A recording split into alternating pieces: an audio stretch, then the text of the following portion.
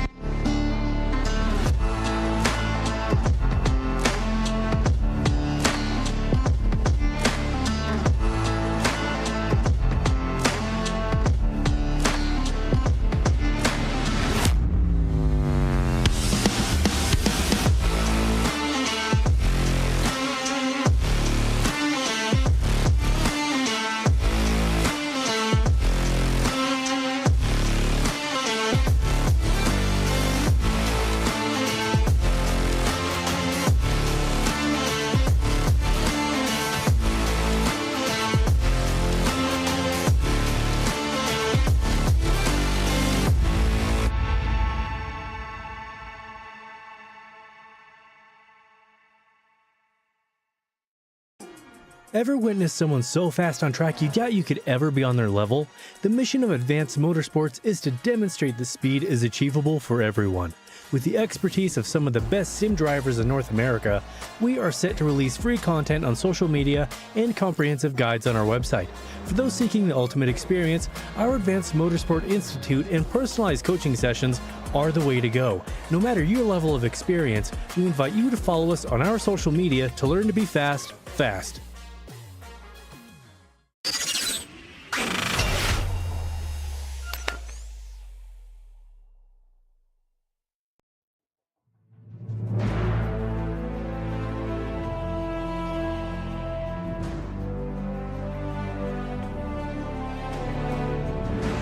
And here we are for the final round of 2024 Season 3 here on the Precision Racing League here on RaceSpotTV. LMP3 and GT4, followed up by GTP and GT3. Two fantastic sports car racing championships on Monday nights.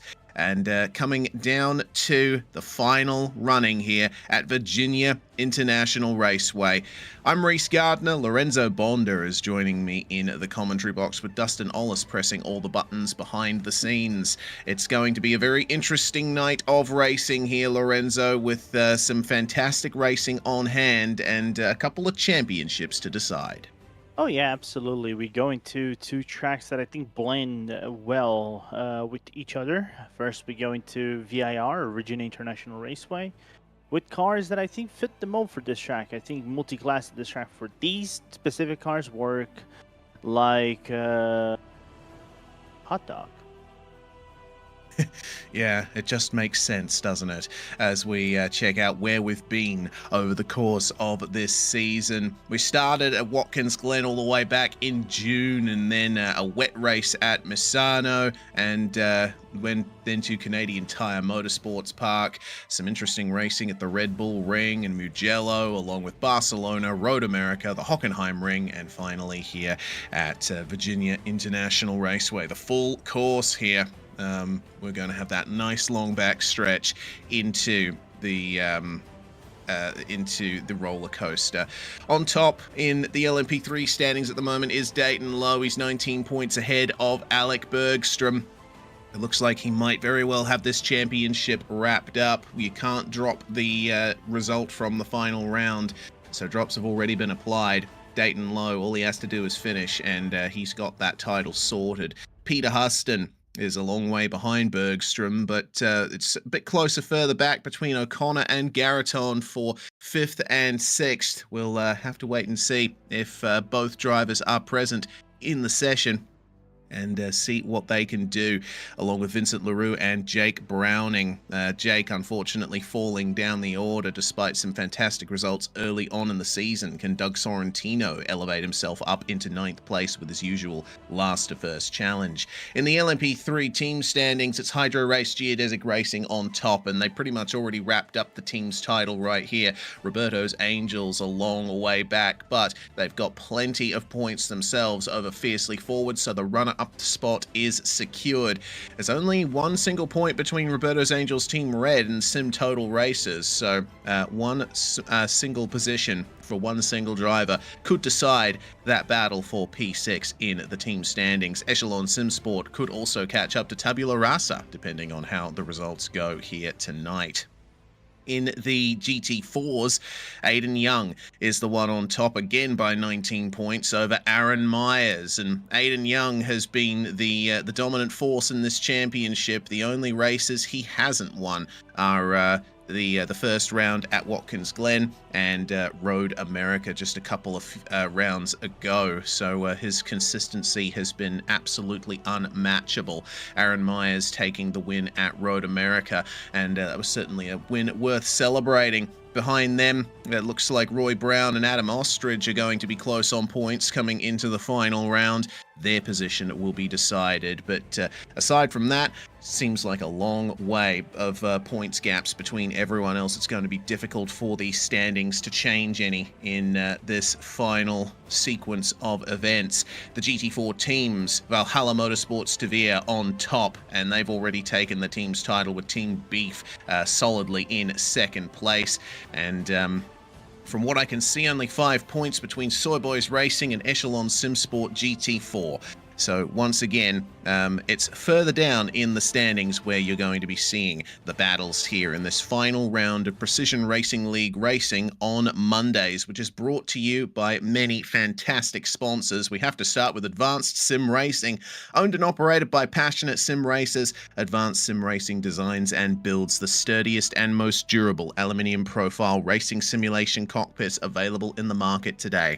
If you're a PRL member, you also get a 5% discount on ASR products using the Precision 5 coupon code. Go to advancedsimracing.com for more information. Racebox offers mid and high-end button boxes for sim racing enthusiasts, from the casual gamer up to the most meticulous sim racing driver. Competitively priced and carefully handcrafted, their button boxes are an enjoyable addition to any sim racing setup. Visit raceboxsimracing.com and get a 5% discount there using the Precision 5 coupon code as well. Butt Kicker products add incredible immersion and realism to every game. Feel every nuance and truly put yourself in the driver's seat. Check them out at thebuttkicker.com.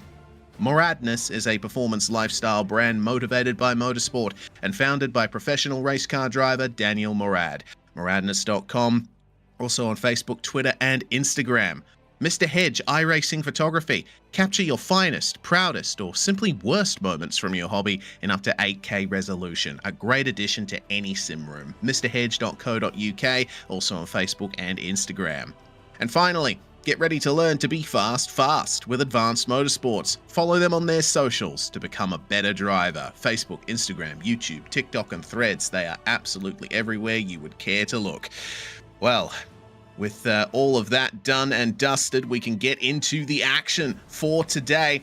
Qualifying is just about halfway through here, Lorenzo, and it is currently Peter Huston on top in the LMP3s. Aiden Young, no surprise to see him on top in GT4 with Aaron Myers in second. Great stuff from those two. They've been the top competitors in the GT category for quite some time.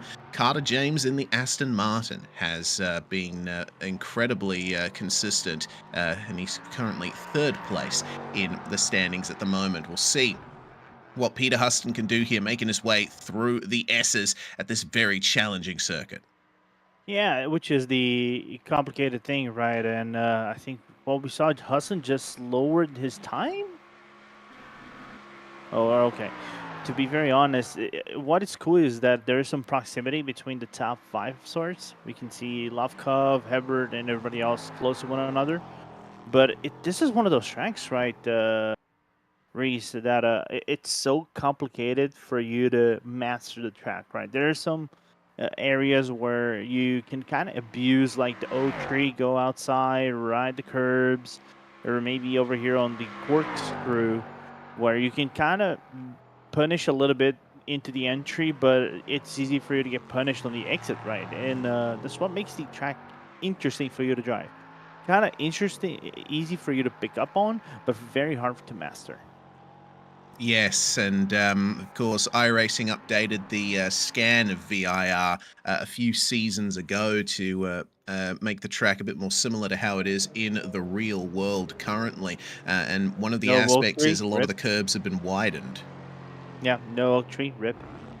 Yeah, rest in peace, oak tree. But apparently, the ghost of the oak tree is still haunting our producer Dustin Ollis in the run up to the event with a couple of frame rate drops. Of course, this track was the first to provide some of the more recent graphical updates that iRacing had a few seasons ago, like 2-pass trees. It certainly looks fantastic. Really love seeing cars go around this place as we watch Aiden Young come around to Oak Tree Corner. Right at that apex is where the old tree once stood, but unfortunately now it is just a simple turn in, cut across the curb, and away you go down the back straight here down Madison Avenue on the very difficult braking zone towards the roller coaster. This is the place where we're going to be seeing a lot of potential passes. The other real overtaking opportunity is down at turn 1. There's most of the corners at this circuit you'll be able to make up time on your rivals, but if you're wanting to make a pass, then you're going to have to focus on a mistake from your rival or outbraking them at the end of the long straights. Yeah, but also I think the first few corners, right after turn 1, right after the hairpin, you go over the horseshoe and then get into NASCAR band. You can kind of make overtakes work right there, even though the radius of the corners are a little bit tricky, as we saw Aiden try to improve on his lap. It wasn't enough. And San Mayorga now is saying, no, let me improve right now on this lap. But that's what makes it interesting for me. It's a very chaotic race of sorts for you to go on, but it's for depending on the cars that you put up around the track can make really good racing, especially on strategies for a potential 45-minute or 1-hour run. Yes, indeed. Well, it looks like our championship leader, Dayton Lowe, is not going to improve on what is currently 7th place in LMP3. We do see an improvement from Joshua Lewis breaking into the top 10 in GT4 as Jake Browning puts Lowe down to 8th spot, an improvement to a 142.1. Fantastic stuff from him. And Adam Ostrich, it looks like, won't have this lap count. He got an off track, and it's oh, hello, Alec Bergstrom up to pole position in LMP3. Bergstrom was the championship leader early on in the season, but got overtaken by Jake Browning due to some inconsistent results. So this will be his final opportunity for some glory. Christian Garaton putting himself in a good spot with the 5th spot just being secured there. Here comes Darren Rutherford to the end of the lap, and it looks like he'll just have enough time for this lap to count, working the wheel hard through the hog pen and out onto the start-finish straight here at VIR. What's the lap time going to be? 154.7 is the time to beat, and 153.8 is the current pole position time, but there will be no improvement there for the number 13, and the timer hits 0. And with that, the last qualifying session of LMP3 and GT4 for this season is done and dusted. Starting on pole position in LMP3 will be the 66 of Alec Bergstrom alongside Hydra Race Geodesic Racing's Peter Huston. Oleg Lovkov and Ryan O'Connor will start 3rd and 4th, the 3rd row taken up by Christian Garaton and Zach Hebert. Jake Browning and Dayton Lowe will be our 4th row, and then we have Vincent LaRue, the last car to set a qualifying time in that class. Doug Sorrentino, no surprise to see that he hasn't set a lap in qualifying, but he'll evidently be making his way up in the race. Aaron Myers taking pole position in the GT4 class. Aiden Young only half a tenth behind him, with Sam Mayorga and Carter James 3rd and 4th. Carter actually in a McLaren, interesting to see. Darren Rutherford and Adam Ostrich in 5th and 6th.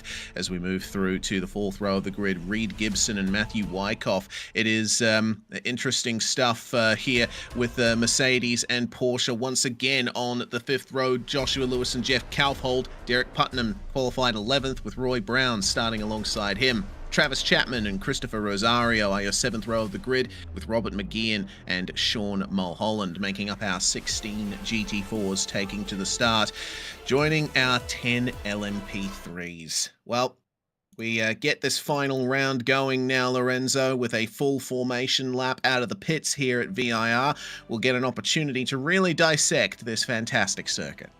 Yeah, a really cool circuit, a 3.27 mile or 5.26 kilometers for those who work with the Imperial units like myself. I think you do work with the Imperial units yourself, right? Don't you, Reese? No, I'm in Australia. We you're use metric here. I feel for you. Anyway. The pit limiter. Yeah, go ahead.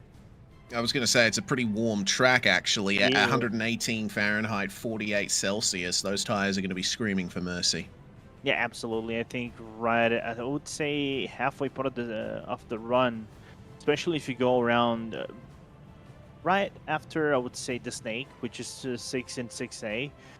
And I'm not gonna get started with the American numbering of corners. Here, Reese, you might agree with me. 6 and 6As are not corners. It's 6 and 7 in my opinion. But anyway, here we go. Dustin Alla says one thing. Yeah, I'm not gonna even care what he says. But it's gonna be interesting because over there the tires can get a little bit overheated.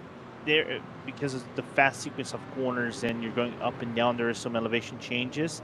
So, especially the deep braking zone into O3 and roller coaster, which for LMP3s is going to be a pain. Oh yeah, it absolutely is.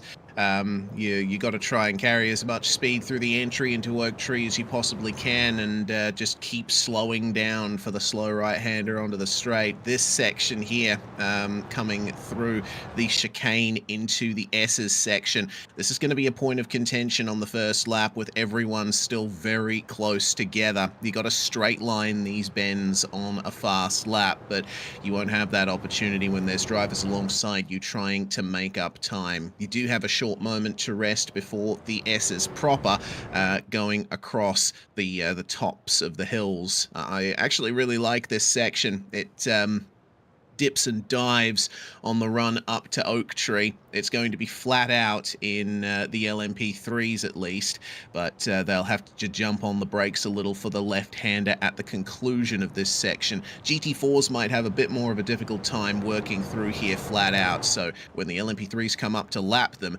this is one of the places where you don't want them to come up on you.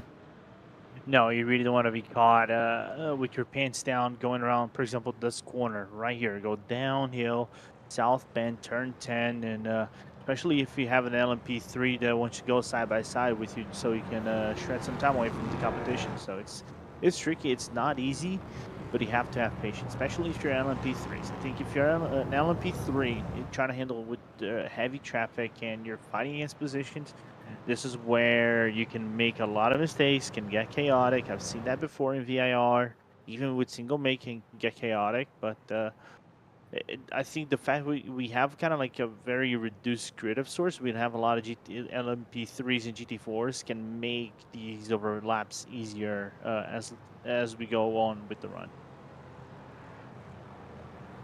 Well, coming down to the final sequence of corners then. Bergstrom versus Huston on the front row.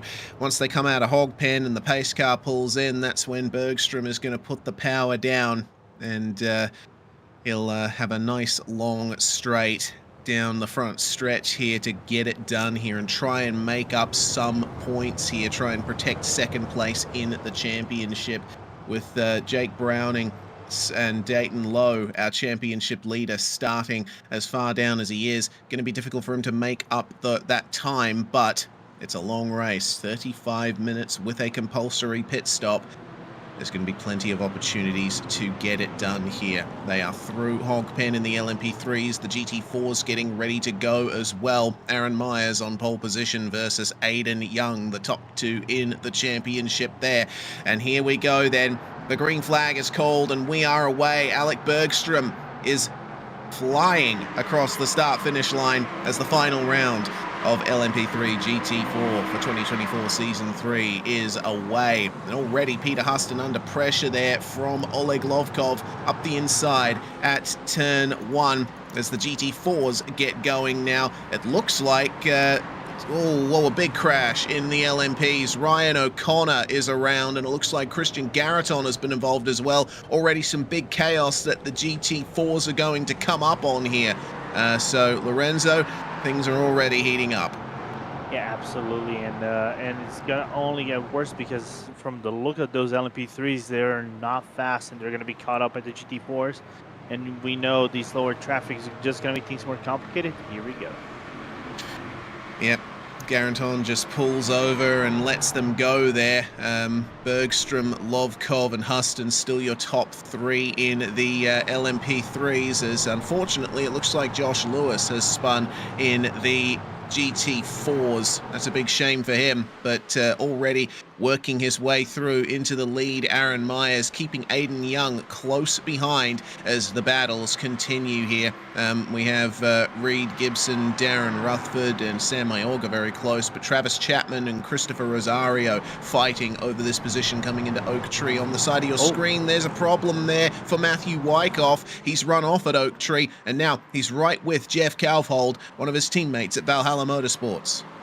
Yeah, and they're probably going to have to bump draft a little bit because the BMW M4, we forgot to mention, that would be his final race of the season, right? Because it's going to get changed by the GT4 Evo, and that's going to be moved to the production car challenge. It's still going to remain in iRacing, so it's good to see the old M4 still tagging along. But let's see how that M4 will perform on VIR. Yeah, I'm a little sad that the BMW GT4 is going to be replacing the Ford Mustang in the production car challenge. I'd love to see the FR500S get some more official racing in before its inevitable retirement, but regardless, it should still be a great addition to the production car series, that M4 GT4. Well, our top three still very close here as we're going to take a look at what happened to Christian Garreton coming out of the first turn there. Oh my lord. That's huge there. O'Connor and Garreton, unfortunately, coming together thanks to a half spin coming out of the first turn. Evidently the traction control kicked in a bit too late there. Yeah, and couldn't recover. But one thing I can say, I think Garreton can make a really strong case for the American team in the next Olympics in 2028 for long jump. Yeah, indeed. Proper gymnastic jump there. Well, we'll keep an eye on this battle here. Running off the circuit as Aaron Myers there is... oh dear. Yeah, that was big chaos there in GT4 coming out of the sequence leading into the S's. Ostrich and Josh Lewis, unfortunately, coming together in the midst of all of that. It's so difficult running side by side through that section on the first lap, but you might be seeing them run side by side coming into roller coaster here. It's Aiden Young with the slipstream on Aaron Myers. He tries to go for the lead, but there's no space to get alongside. Carter James, who I thought would be in the Aston Martin for this round, is registered in the McLaren, making a very good case for himself there, leading this battle for third spot with Sam Mayorga close in pursuit. And I think what's interesting for those cars, it becomes a chess match of sorts, right, in terms of the strategies, as we see the overtake being done by Jake Browning. But Jake Browning out into 6th over Vince LaRue. It's just that for those GT4s becomes a who's going to pit stop first. Maybe the overcut over here could work his ball. You lift off the gas. I know GT4 fuel saving is not a thing of sorts. But it could play interestingly well over here in VIR. Yeah, certainly. I don't think there's going to be much in the way of... oh dear, looks like Jake Browning's had an off there I don't think there's going to be much in the way of fuel saving in this race here. Only 35 minutes, and we'll be expecting the GT4s to be running long here on the first stint. That's what happened to Browning. A bit of a lockup coming into Oak Tree, and gets back on the racetrack just in time for Doug Sorrentino to arrive on the scene. So Sorrentino usually decides to start last intentionally in the LMP3s, already up to 7th spot, trying to chase down LaRue and Dayton Lowe. But the top three still very close here at the moment in LMP3. Bergstrom setting the quickest time of everyone on that lap. But the fastest lap overall belongs to Peter Huston, 1:41.75. That's only 0.03 of a second faster than what Bergstrom was able to set on that lap. The battle is still on for the lead in GT4 as well. Aaron Myers getting a crucial bit of real estate behind him versus Aiden Young, as Carter James and Sam Mayorga are starting to fall back.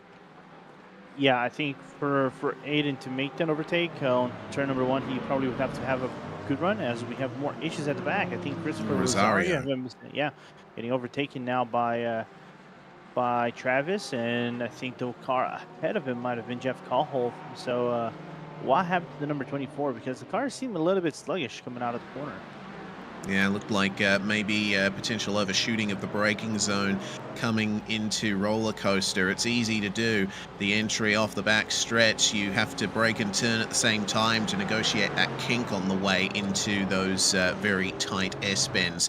The lead is still on, meanwhile. Aaron Myers feeling the pressure from champion-elect Aiden Young. And if Young finishes here, he will still win the championship. I think essentially what you have to be aware of is all that Young has to do here is finish well, and he will still take the title. 19 points in hand over Aaron Myers at the moment, and there's something around 50 points up for grabs for a win here, as that's what happened there to Reed Gibson. Sorry, it was Rosario, sorry, Christopher Rosario, getting my cars confused there. He just went deep trying to make the pass, and ultimately had to run wide. Yeah, but I think he's lucky that the GT4 has ABS, traction control and stability, because I think on a normal car that probably wouldn't have worked, right, in the overtake. And good awareness as well to give room to the car on the inside. And of course, you might lose one position, but it's still sort of a long race, still 27 minutes, so you can make up ground. Yep, still plenty of time. The move was just made there by Jake Browning to get back past Doug Sorrentino, and Browning will get a good amount of pace now, as he has a bunch of clear air ahead of him, as Bergstrom is pulling away in the lead here. Peter Huston all over the back of Oleg Lovkov as they come onto the back straight. Now, Lovkov won't have the benefit of slipstream on Bergstrom here. Peter Huston will be in the box seat to make the move into second if he can nail this, keep close in behind the number 69, and draw alongside on the way into roller coaster. They are side by side coming into the braking zone, but Huston has to back out. It's very difficult to make a move into there. It is, and it's not hard for you to make a crash as well. And if you try to overcommit to the corner, because there is not too much space. It's one of those things that roller coaster, at its, from the look on the outside, seems it can fit 2 cars, but it doesn't. Only on the exit you can kind of fit 2, but then again, just the lines right after that, as you go into Hawkman, you kind of have to make a single file line, and unfortunately for Huston, he's gonna have to sit passenger of chaos one more time, and just be patient and find the openings to overtake Lovkov. Indeed. Well, the situation in the championship is here in GT4, Aiden Young with the advantage.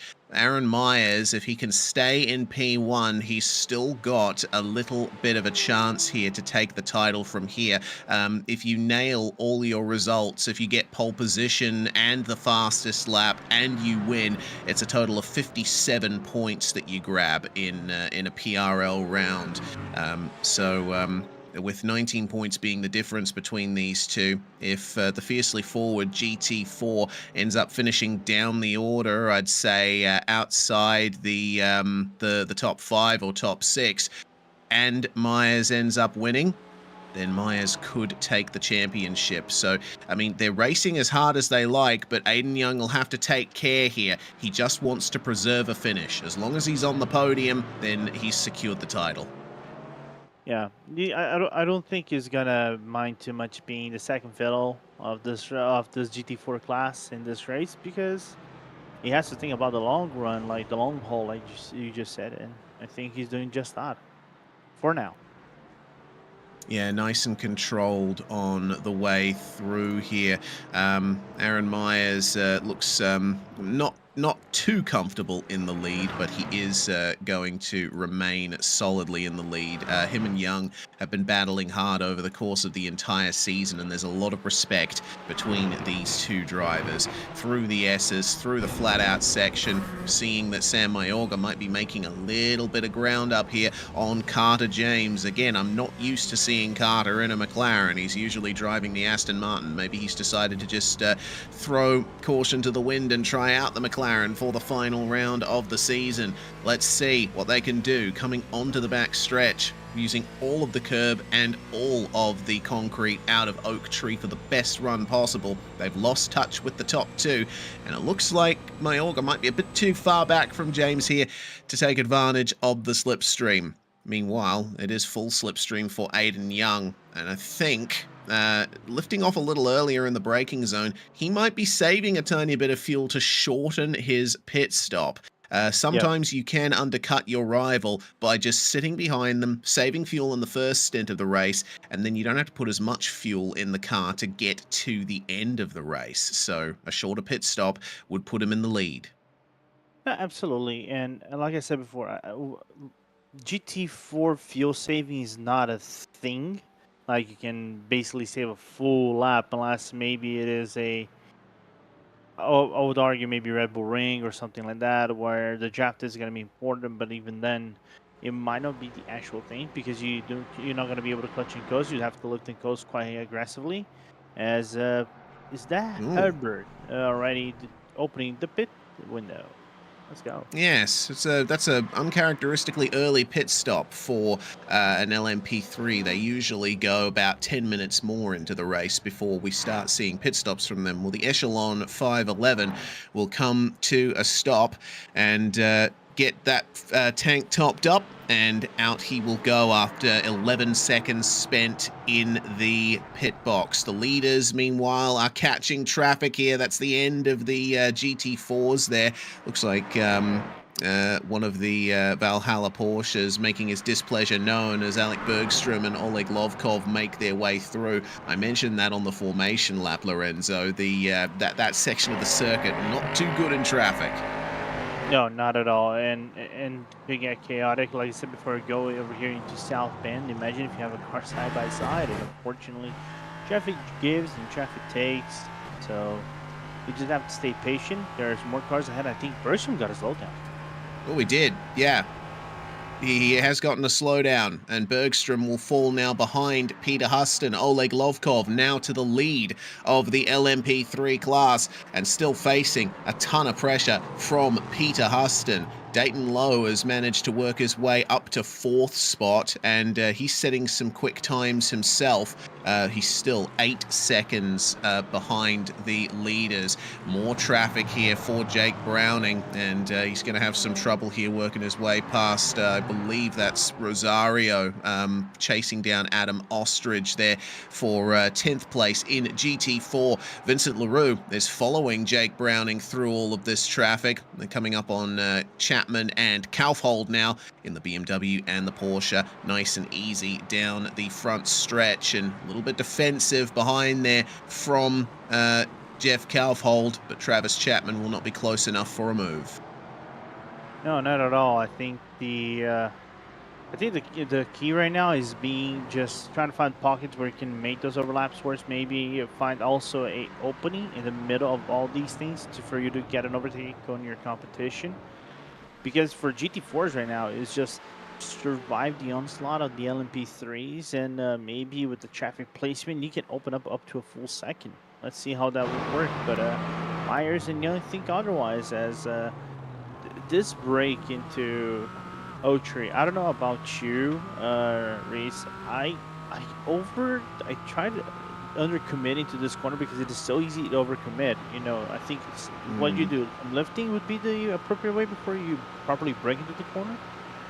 Yeah, I'd say so, as the leaders are making their way through on the leaders in both classes. There's Oleg Lovkov getting it done on Myers and Young, and now Peter Huston and Alec Bergstrom will have to sit behind them in this final section of the circuit, but then that's going to cost Aiden Young some time as those two LMP3s work their way through, coming into Hogpen, round the outside of Aaron Myers, who has to compromise his line on the exit.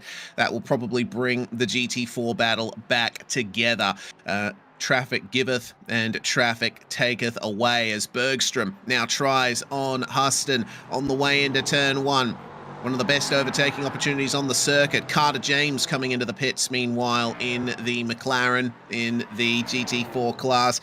He was running solidly in third place just before that traffic came through, and I think he's decided now is the best time to dip out and take his pit stop. He should get some clear air and a good opportunity to make up some more time. Browning and LaRue, meanwhile, working their way through again, coming into NASCAR Bend, and the chicane on the way into the S's, perhaps the most difficult part of the circuit for my money. You are right about Oaktree, though. It's very easy to overshoot that section. Yeah, but I think this section right here, right after NASCAR Bend, the car still wants some grip, and it's slow corners, right? One slow corner right after the other, and usually either like 90 degrees, or hairpins, and it's easy for you to activate the traction control and do not have the appropriate grip coming outside of the corner, and because of that, you get yourself into some sticky situations. So it's also not an easy spot as well. But in my opinion, still rate the Oaktree as the hardest corner on this track. Oh, hello. Peter Huston has worked his way into second place in LMP3, found his way past Alec Bergstrom. Excellent move in the final sequence of the lap. So Bergstrom's going to have to find some way to get back past. Maybe it'll be time for him to try and focus on a little bit of fuel saving to shorten his pit stop. That's basically the only way he'll be able to get it done here, because as we've seen, these drivers have already proved it is hard to pass around here. Yeah. Meanwhile, this is a big pack. Travis Chapman in the BMW there ahead of Adam Ostrich and Jeff Kaufhold. Kaufhold, of course, losing that position to the BMW at the start of this lap. And I think Chapman's going to have a nice run here as Darren Rutherford pits ahead of them from 6th place in class. That will be one extra position for them for the time being, but we still owed a pit stop from all of the drivers on screen at the moment. This has turned into a lovely 5-car battle for the last position in the top 6, effective 7th place for the time being. And what is going to be interesting, in my opinion, is how each car will perform. Right, we know the Mercedes might be the strongest on the straights. BMW kind of has some really good, acceleration ratio coming out of slow corners, and it kind of grips up a little bit, despite being I would say, the heavier car of sorts. But the Porsche being the better grippy car, all around corners, but not the best one in terms of straights. And the McLaren being a rocket in the straights, and sometimes sluggish in the corners, and in the braking as well might need some fine tuning. So that's why for GT4s there's a good balance on one side of them, and the physics of the tires makes just these cars interesting to drive as a whole. Yeah, indeed. You'd argue that the Mercedes is probably one of the best all-round cars, which is why we see Aiden Young and Reed Gibson seeing so much success in these cars. Seeing news of a potential slowdown for Mr. Chapman there in the bright green and blue BMW. He's going to come under pressure from Jeff Kaufhold coming into Roller Coaster, but the BMW's on the racing line on the way into the corner. He'll try and defend the inside, but round the outside of the entry goes Jeff Kaufhold. We'll see what happened here to Chapman. He just ran deep on the way into Oak Tree and was already compromised there, so I think that's the reason why he was slow coming onto the back straight. We're still on for the lead, meanwhile, as there's pit stops happening for Rosario and Chapman. Looks like Chapman decided, okay, I've made a mistake on that lap. I've compromised myself. Might as well take the pit stop now, take that time hit, and then I can focus on getting a clean run to the end, maybe get those positions back. Yeah, leaders right behind them once again. Yeah, no, this is really interesting. The fact that already we have the LMP3s making up 2 laps on the GT4s, and we're only just past the halfway point in the race. Very interesting indeed. Well, it's going to be a clean run for Lovkov and Huston on their way down the back stretch here. I don't know if Bergstrom is going to get it done there. Sorry, it looks like it was the LMP3s I was looking at there. It was their teammates, actually. Our livery looked the same, man. Yeah. Oh, dear. Always getting them confused at some point. It's what that's done, though, is it's brought the GT4 lead battle right into the fray once more. Aaron Myers feeling the pressure from Aiden Young. 14 minutes left on the clock. Is now the time for them to come in? It is. GT4 top 3 on their way into the lane. Mayorga following Young and Myers in. The question is, who will get the quicker pit stop? I would say Aiden Young is the one with the advantage here, because Aaron Myers was the one punching the hole through the air and using more fuel. So bring up those pit box timers. Let's stop the start watch, as the great Murray Walker once said. Let's see what kind of time we can get here. Round about 14 seconds is what we expect here. And it was a quicker stop from Aiden Young, but is it going to be enough to overtake Aaron Myers? They're going to be neck and neck coming out of pit lane, and someone's going to have to give somewhere. It's superior acceleration for the Mercedes, and the Porsche is going to have to fall behind into effective second. And he's not going to try to dive, though. Ooh. Oh, I thought for a second he would. It's a very tempting braking zone coming into that opening hairpin. But I think it is, just like you said, right? Overcut on the pit lane. Well done for the Fiercely Forward driver. That's why he's the premier driver in this championship, isn't he? Yes, indeed. Young getting a pit stop 9/10 of a second quicker than Aaron Myers there, and nailed the acceleration out of the box to boot. Lovkov and Bergstrom have come in from the top 2 in LMP3. Which of them is going to get the faster pit stop? As I see the 54 of Robert McGeehan in the McLaren also in the pit lane with a 17.5 second pit stop for him. And wow. Lovkov absolutely getting a huge run on Bergstrom coming out of the lane. That's 1.5 seconds nearly that Bergstrom has lost, and he's going to be stuck behind the GT4 on exit, further compromised. So it looks like Lovkov will be happy with that one. Yep, and Huston has made his way past Bergstrom and is pressuring Lovkov. Huston, remember, pitted a lap ago, and he had a super quick pit stop, under 10 seconds. So keep an eye out for Peter Huston. He's going to have a slightly lighter car. Don't know what his fuel situation is going to be, but he wants this win. He wants it, and I think he might be cutting it short, though. From what it seems like, we're going to have 21 laps in this race, so I'm just wondering, are they going to get it with like a few seconds to go to opening up a potential 22nd lap and put out all the fuel strategy ablaze? I don't think so. I think it's just for now, a two-way race. We would have to have traffic get in the way for both drivers to get Bergstrom into the mix. That's always a possibility, though. Bergstrom will be focusing on cutting through traffic as quickly as possible to get back in touch with the top two. It's still on for the GT4 lead. Aaron Myers losing it in the pit cycle. Aiden Young nailing the exit out of Hogpen on that lap. It seems like now that Myers is behind Young, he's having a bit of trouble picking his optimum lines here. Running a little bit too narrow into that complex there, but could still be safe getting the slipstream. The Mercedes obviously punches a huge hole in the air, dimensionally a lot wider, bit of a fatter car than the Porsche Cayman. So I think Myers will be very comfortable sitting behind Aiden Young for the majority of the rest of this race, as Browning and Lowe, as well as Vincent LaRue, have also come in the LMP3s. Dayton Lowe with a 10.3 second pit stop, 10.1 seconds for Jake Browning. Zach Hebert will fall past both of them back up into 4th place. And the question is, will they manage to get the run they need? As with Doug Sorrentino coming into the lane, every car has visited the pits at least once in this race. So now we can focus on the battle to the end with 10 minutes to go. Yeah, absolutely. Battle on both ends to wrap up the championship, which is good for us to watch. Yeah, certainly is. Well, here we go then.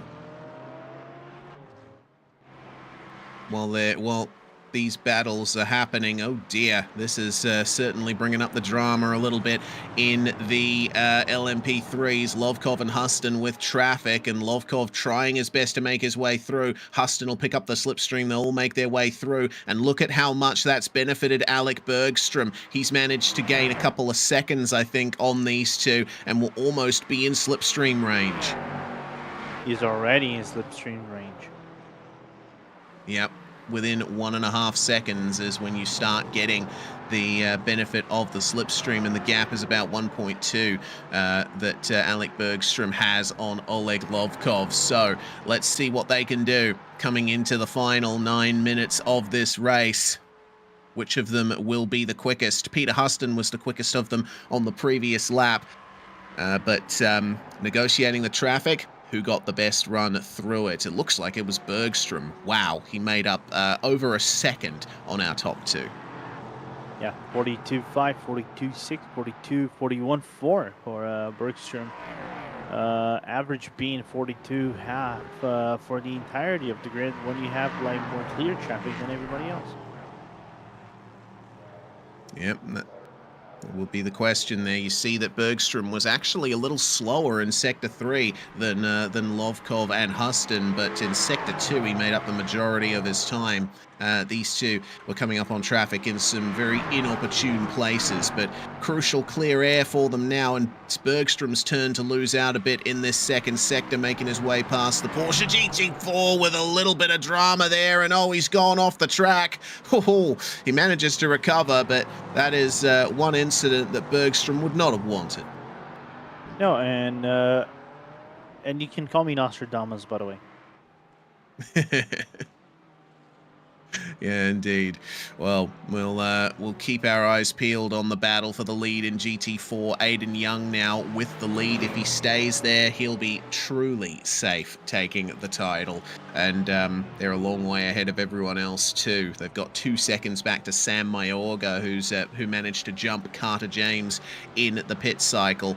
So things going well at the top of the GT4 category at the moment.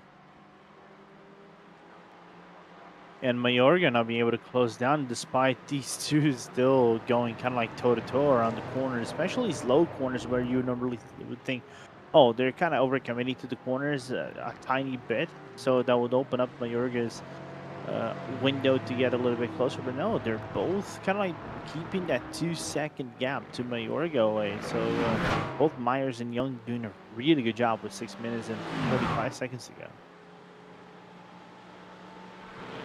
Yeah, indeed. Here we go then. Nice slipstream through the S's here for Aaron Myers, and he just clips the grass on entry there. That's not good for the Porsche. He'll lose out through the corner, and he'll fall almost outside of the true benefit of the slipstream on the way out of Oak Tree. I think that might be the battle for the lead just about over, unless Aaron Myers can pull out something special. Or traffic. Here we go then, Zach Hebert running in virtual reality for Echelon Simsport, and he'll get a nice run through these corners as a result. VIR is, I think, one of the worst circuits to drive on a single monitor, and even on triples it can be quite difficult. So having the ability to look towards the apex is probably a huge benefit here for Zach. Yeah, I would say still Coda might have him beat by a long shot, I think. But what is interesting for me is the look on. I think that is from what it looks like to be. What kind of overlay has that bar? That is, yeah, I'm not too sure. It's definitely his telemetry. He's Yeah. able to show us his acceleration and braking as well as his steering angle. Oh no! Oh, that's Alec Bergstrom with a big issue. He has to come back into the pits. What on earth has gone on there for the number 66? Ay, ay, ay, ay, ay. Oh, there's an iRacing black flag. I think he might have either cut the course or exceeded the incident limit. That's a real shame there for Bergstrom. He was secure in third spot, and that will definitely affect his championship standing here. Well, we'll see that he had to pull in there. No incidents in the final sector, but I get the feeling that it might have been earlier in the lap. He may have gotten an off track and jumped over the 17 incident limit here for PRL Racing. Well, looks like Wyckoff as well, potentially with a drive-through. So a real shame for Wyckoff and for Bergstrom. They're getting taken out of their respective battles. This little bit of traffic has given a benefit to Aaron Myers. He has the slipstream, and he's going to draw alongside Aiden Young for the GT4 lead. Coming into... Oh, no! They make contact! Oh, they're both off! They're both off! Big drama at the front of GT4. Aiden Young is going to get going again, but Aaron Myers is towed back to the pits. And that's his run for the race win over. The car is broken for Aiden Young. Sam Mayorga moving through into the lead of GT4. He's still continuing as Aiden Young, but this is going to be a very difficult final 3 minutes. What he needs to do is finish 5th or better. That was the championship situation versus Aaron Myers, but unclear exactly what this will do to his championship if he falls further down from here. He's still holding on to 2nd. He still has a reasonable gap to his closest championship rivals. But man, that's drama that both Aiden Young and Aaron Myers would not have wanted. Here's the replay then. Oh man, they tried so hard, but coming together on the run into roller coaster, so easy to do. Yeah, I really want to see from Aaron's perspective coming into the corner, and also from Aiden Young's cockpit view, because from what it looks like, you know, when you try to give room, but you're not going to be able to give room because the track doesn't give any room. I think that was the situation between both of them. Unfortunate to see that, but basically this is the championship done and dusted for Aaron Myers. Yeah, he will not be able to get the points over Aiden Young, and considering this is almost a guaranteed retirement here, well, oh man, you see there that Young was trying to move in for turn-in, and I think it was a combination of that and Aaron Myers maybe overshooting the braking zone, heading straight for the inside. Probably wasn't expecting Aiden Young to turn in at that point, but yeah, I think with that kind of spirited move, they weren't going to be able to make it through anyway. Peter Huston has also had an issue here through NASCAR Bend, unfortunately losing the rear end, and well, he kept it out of the tire barriers. Good to see there. Yeah, I think that saved his race of sorts. Yeah, indeed. With Aaron Myers retiring here, but he's completed more than 50% of the race distance, or he will at the very least, so he should still be classified for points. 38 points is what's given for a 13th place in PRL. So we'll be seeing if he's able to keep the second place that he's got in the championship? Yeah, he will. He's got a big gap back to Darren Rutherford, who's also had his own issues there. Myers and Young a long way ahead of everyone else in the GT4 Drivers' Championship. The championship points for the Ligier JSP320, the LMP3 class right now. Oleg Lovkov will grab and make it 377 points, but Dayton Lowe is still well ahead with Alec Bergstrom, unfortunately, pulling into the pits, and he's not going to be making it back out, is Bergstrom. So, yeah, I think those points are going to stay exactly as they are. And this is how things are going in the GT4 class. Aiden Young on 487 points. Meanwhile, Aaron Myers stuck on 452. No one else getting as close to them as they would like. But Darren Rutherford will certainly be appreciating the points on hand for him. He'll be 10 points ahead of Reed Gibson in the championship. So the timer ticks down to 0, and with Oleg Lovkov already making his way around the first set of corners, this will be the final lap of the race. The GT4s are going to have to do one more lap as well. Lovkov has put on a fantastic drive in this race. It was all about staying out of trouble. Yeah, and he also used the traffic very well to his benefit as well. So good to see that Lovkov is getting that win for the number 69 car and wrap up the season in a golden fashion.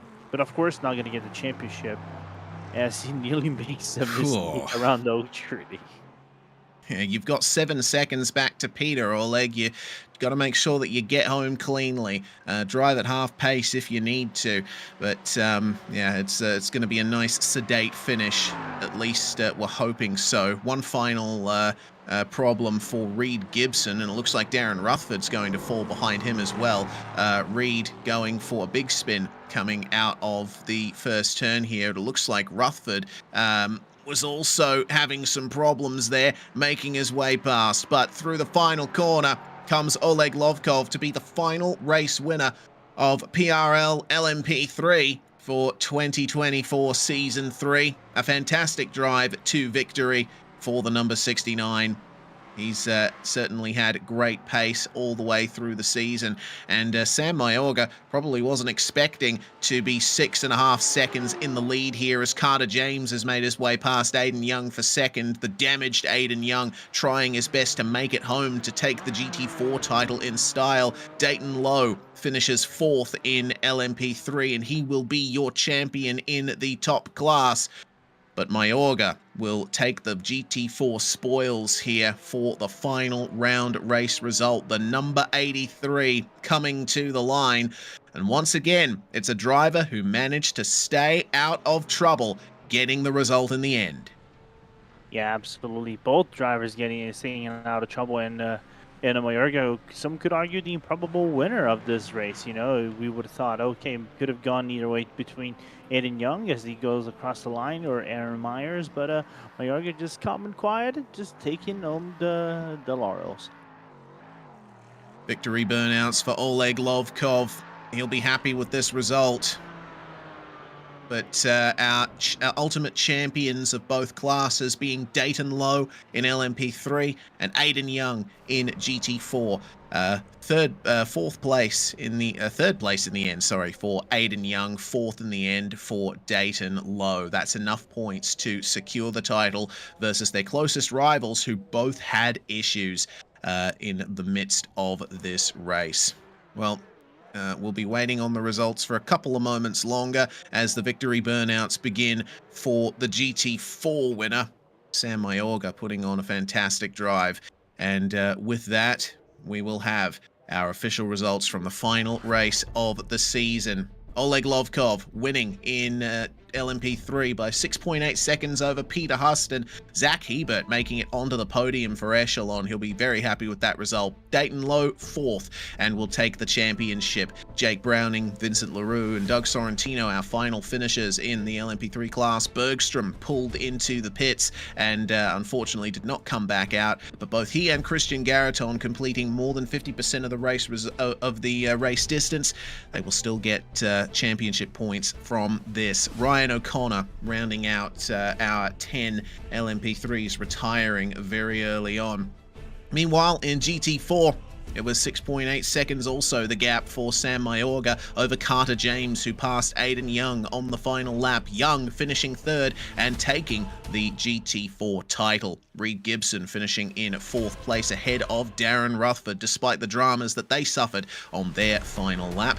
With Adam Ostrich another 22 seconds behind, beating Derek Putnam and Roy Brown from Team Beef. Travis Chapman, 1 lap down.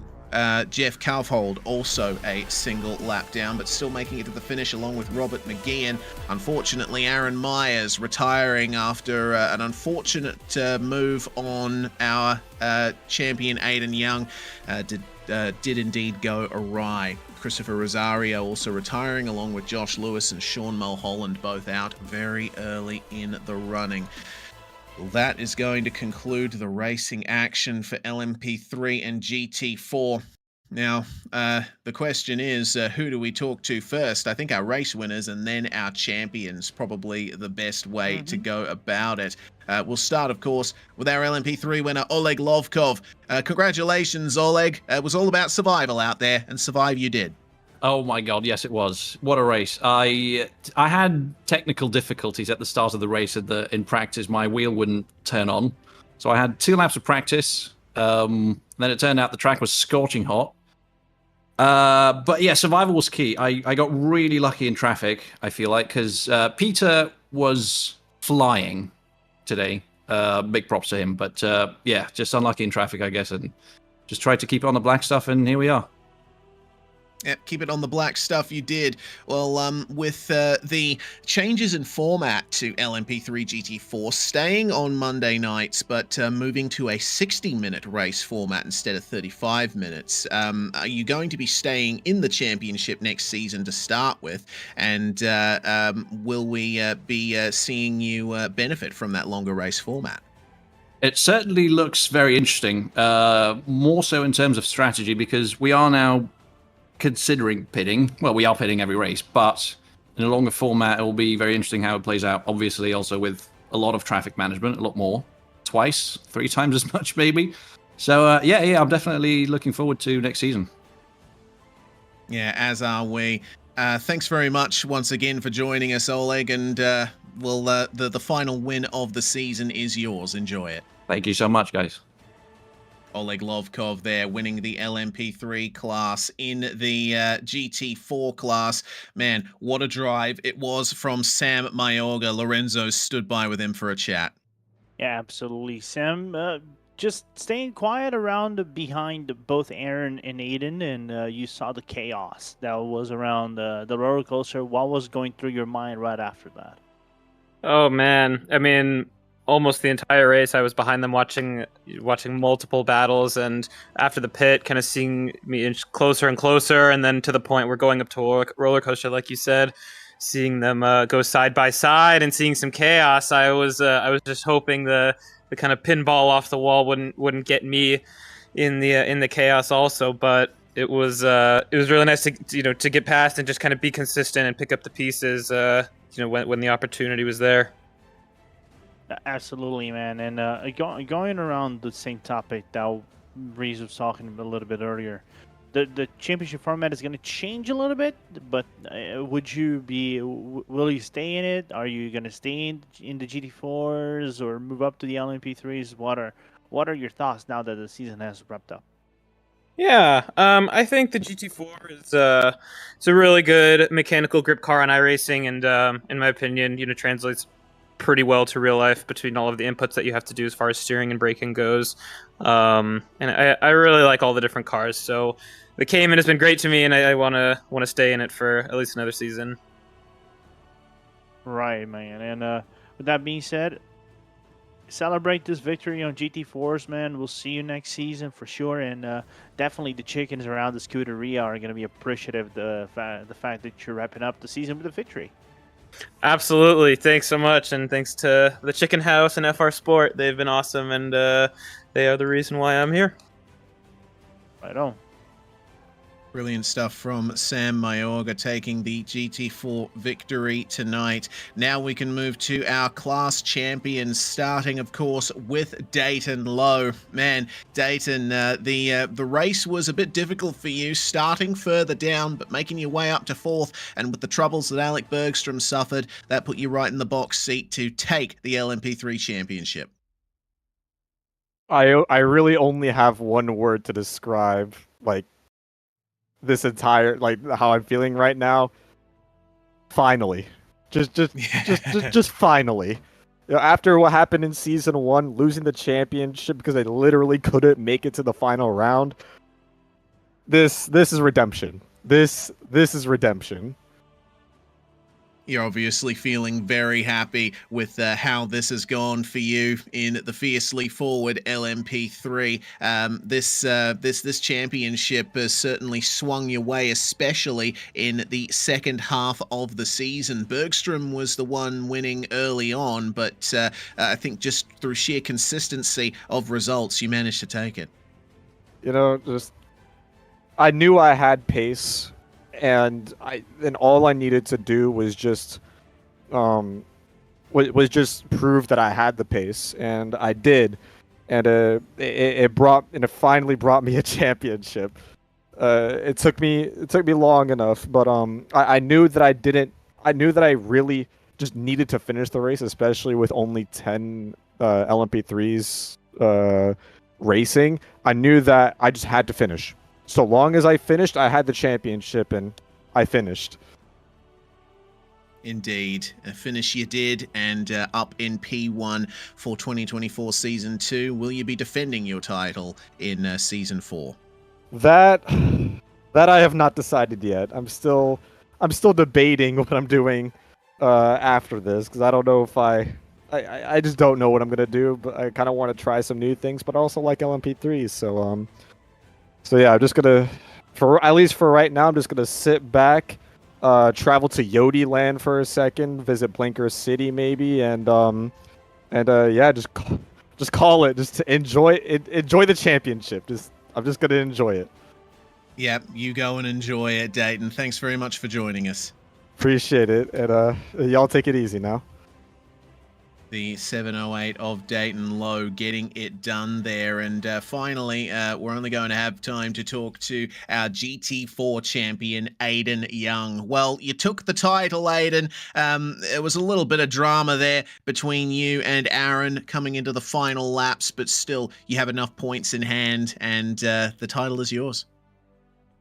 Yeah, that's not how I want to win a championship. I don't know. Yeah. What was your perspective of that incident coming into Roller Coaster? Looking at it right now, I think, you know, from mine and his perspective, we were both pushing. We both wanted to win. I mean, you can see it when you go back to it. We're both pushing. He's pushing a little bit harder than me because he wants it a bit more. I think what just happened is we both pushed ourselves into Roller Coaster, and you know that's a blind corner. So if you make one little mistake doesn't matter from which driver, one mistake from one of the drivers, it leads to an incident there. If I could rewind time and redo this race, I would redo it. It's hard to be happy winning the championship this way. Yeah, understandable, Aiden. But regardless, you got to look at the whole season, really. It was sheer consistency of results that got you it in the end. And even if Aaron had finished ahead of you, you would have taken the title anyway. So yeah, regardless of feelings around that incident, I think you should still be proud of the performance you put up throughout the whole season. I'm definitely pretty happy with how the earlier bits and mid bits of the season went. It's definitely good, you know. Obviously, you know, I'd like to thank Fiercely Forward and all my teammates for the support, watching, cheer me on for this, and give me the car and that I need to go out and compete at the front and win races and get consistent podiums. Well, congratulations once again, Aiden. We'll let you go and hopefully see you next season. We'll see. I currently don't know what I'm gonna do. I might try something different, but if I feel like I want to come back, then you'll see me next season for sure. All right, Aiden Young, your GT4 champion in the Fiercely Forward Mercedes. We send our commiserations to Zach Hebert, third in LMP3, and Carter James, second in GT4. But that's all we're going to have time for here from the LMP3 and GT4 challenge. And we'll move our way through into GTP and GT3. We are at the Circuit de la Sarthe for this final round of the IMSA series here at the Precision Racing League, Lorenzo, and what a schedule we had over the course of the season. A brilliant sequence of circuits. Every race has been exciting in some way.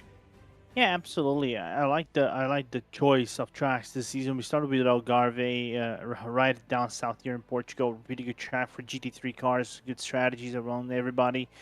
But I think there isn't a car that was strong suited for track. For example, Daytona had the Ferraris. Nürburgring might have the Lamborghinis. Canadian Tire might have the Lamborghinis or some other cars. So the variation of choices you had overall in the championship was really good, and that's why I brought the fight for the GT3 cars as a whole. Now we wrap up at Circuit de la Sarthe. We do indeed, and well, the way the championship stands at the moment, Pat Pelchat will basically take the title from here as long as he finishes in the GTP class. He's 54 points ahead of Graham Wildman. It's a little bit closer between Wildman and Holly. There's only about 20-something points in between those guys. So we'll have to wait and see how that works out between them. Nathan Ray stands a chance of passing Rodrigo Abreu for 4th place in the title. Nicholas Schwartz and Darian Roy right in the midst of that fight for P4 in the GTP standings as well. As far as the championship goes, well, Pat only needs to finish to get points, and I think with the amount of GTPs on track at the moment, I don't think there's any way that he wouldn't be able to take the title as long as he gets to the finish, completes more than 50% of the race distance. So we'll see how that goes for them in the team standings. Waterback Racing Overdrive is on top, and it's very close between them and Solpec Precision Racing. So the Waterback Racing drivers will have to put on a very tough drive here to try and keep Pat Pelchat and company behind them. Pax Oceani and Goin Racing equal on points coming into the final round, so it will be decided which of those teams takes third in the standings, with big points gaps behind to Blue McCaw and the second of the Solpec Precision Racing teams. In GT3, meanwhile, the championship is a little bit closer. Brett Gardner ahead of Ted Lowendick. Chris Stewart in 3rd place, and only a single point separating himself from Lowendick. This is going to be a very tight battle for him indeed. Stewart not starting the previous round, so that will count as his drop. Drop rounds already applied with these standings, so it's going to be decided 2nd place, the runner-up spot. What Brett Gardner needs to focus on is finishing in the top 15 or so positions, depending on how many GT3 cars there are in the server, and he will still take the title from Lowendick even if Lowendick wins. So it's I think a similar situation, Lorenzo, to what we've seen in LMP3 and GT4. The champions, all they got to do is finish. Yeah, just survive the chaos that is going to be Le Mans, which is exactly. I cannot wait, man. Yeah, I can't wait either. Tech Sport Academy by AMS, Brett Gardner and Jake Cummings.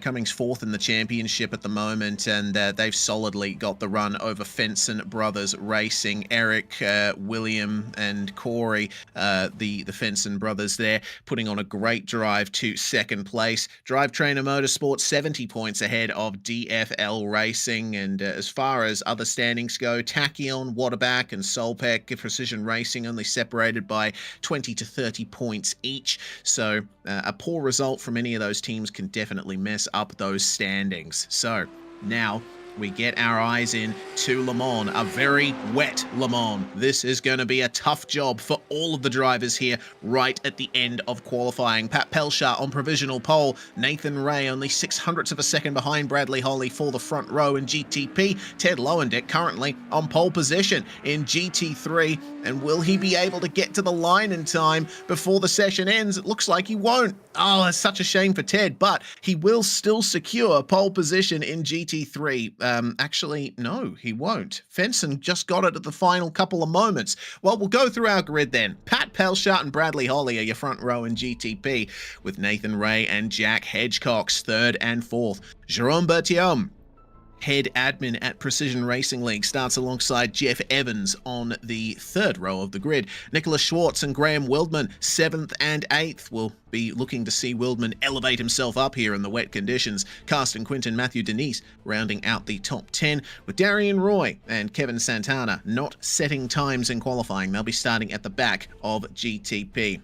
Eric Fenson is on pole position in the GT3 class, 0.8 of a second ahead of Ted Lowendick. He just snatched it from him in the final moments of the session. Evan Henneman and Sean Murphy third and fourth, with Jake Cummings being the top qualifier for Tech Sport Academy by AMS, and Chris Stewart from the Virginias starting 6th place. Mark Kalin and Gabriel Alvarado 7th and 8th, with Bowie Suan and William Fenson rounding out the top 10. TJ Yankee and Sean Stecker on the 6th row of the grid. Then we have Doug Evans, Brett Gardner, and Kerry Corcoran. Gardner not setting a time in qualifying, and neither did Corcoran, but we did see a fantastic run from Corcoran last round at Barcelona, where he finished in 3rd. Let's see if the wet conditions here in the French countryside will benefit both of those drivers. Gardner is going to have a big race ahead of him. He'll be trying his best to make up positions and grab enough points to secure the championship.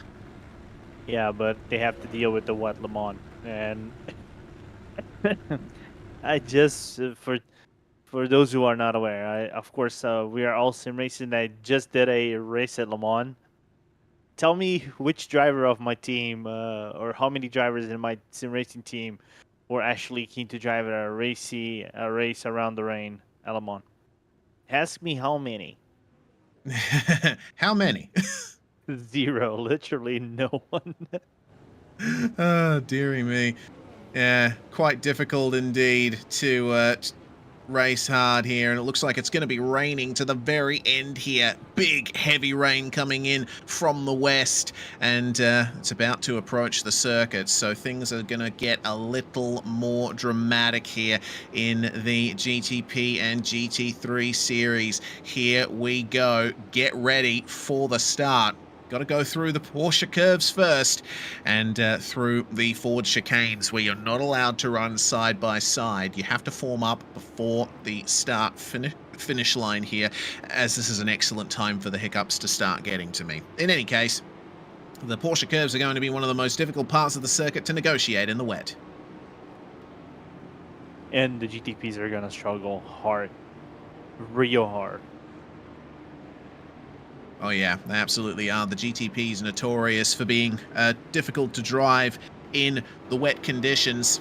I remember when rain initially came out, I decided, oh, I'll try the Cadillac around Le Mans. It's wet, let's just see how it feels. I couldn't even make it around. Obviously, things have improved a little bit since then with more recent updates, but GTPs in the wet still quite difficult to drive, and I think Bradley Holly is probably best placed here, because remember the other wet race of the season at Canadian Tire Motorsport Park, Holly won that by not taking a pit stop. I don't know if he'll be able to achieve the same thing here at Le Mans. That is the big question as we all form up single file in our classes for the start of the final round of the GTP and GT3 series for 2024 Season 3 here at the Precision Racing League. Last time this series is going to be running on a Monday night as well. It's moving to Thursdays for next season, and will be extended to 60 minutes as the start is on for Pat Pelchat. The spray rises, the rooster tails elevating above the circuit as we are racing in the GTP category. Good start by Pelchat. Bradley Holly immediately having to defend from Nathan Ray, having to drive in his mirrors and make sure that he puts the spray right in his rival's face. The GT3's getting off to a nice steady start as well. It's Fenson from Lowendick at the front as Sean Murphy is starting from the pits. Looks like Murphy's going to come out just behind everybody at the moment, but into the first opening turns, the GT3s come, and it looks like Fenson has this one under control, and the GTPs are struggling through the S's. Yeah, normally. Now, it doesn't even surprise me they're going to be struggling around the S's. I think GT3s are going to face the same turmoil as well. Maybe outbrake themselves. The car is going to get a little understeery around the corner, but when you pick off the throttle, it's going to get chaotic. But here we go. The hunt of the air, Wilson straight. Yep. Nice, easy part of the circuit in wet conditions as it's side by side between Bradley Holly and Nathan Ray. It looks like Ray's going to grab second for the time being. He's trying his best to get it done here on Holly. Turns in on him. They make contact, but oh no, Ray's going to be around here. Car destabilized and he rolls off the racing line in time. More cars with issues there. Yep, looks like that's Nicholas Schwartz that's had a problem there. He's going to have to negotiate the tyre chicane on the way out. Big dramas in GTP. Well, the first big braking zone for the GT3 category now. Fenson's going to lead the way, but it is on for William Fenson back in sixth place. He's got Gabriel Alvarado and Mark Kalin for very close company, and they will make their way out of the chicane nice and smoothly. Matthew Denise losing a position to Nathan Ray there as Ray tries his best to recover from his spin earlier. And Jerome Bertillon making his way past Carsten Quint, who has overshot the second of the Mulsanne chicanes. Oh, dearie me. Look at Ted Lowendick here. He is right on the back of Eric Fenson coming into the second of the chicanes here, and Jake Cummings is right with them as well. It looks like Fenson is... Oh, no. That's Evan Henneman that's gone for a spin there in the gravel trap, and Bradley Holly and Jack Hedgecox have both had a crash coming in to the GTP class. Oh, no. That's at Mulsanne Corner. Both Holly and Hedgecox potentially with big damage. Not a full awarding moment for Hedge. All right. Still battling for the lead in GT3, though. Lowendick backing off a little bit into Mulsanne Corner. And that means Jake Cummings will have a nice run on the straight up to Indianapolis. Have a look at the lead that Pat Pelchat's gotten now over Jeff Evans and Graham Wildman. Fantastic stuff as now there's an issue for Gabriel Alvarado. He is off at Mulsanne Corner. Carsten Quint's issues continuing here at Indianapolis. Big damage. He's completely missing the front end. Yeah, hit with the front end. We just saw the back of the frame when we were talking about Pat Pelchat coming around Arnage and car straight into the tire barrier. Basically, the race is done. Here comes Porsche. When the rain comes in this track, it delivers. Yeah, certainly does. Oh, careful, Darian Roy in the Porsche 963, the only Porsche in a field full of Cadillacs and Acuras. A little bit wide on the way into the Porsche curves, but not the worst place to be. Remember, in wet conditions, you want to be just off the racing line. You want to be in those rougher areas of the racetrack to preserve grip and keep the tires cool.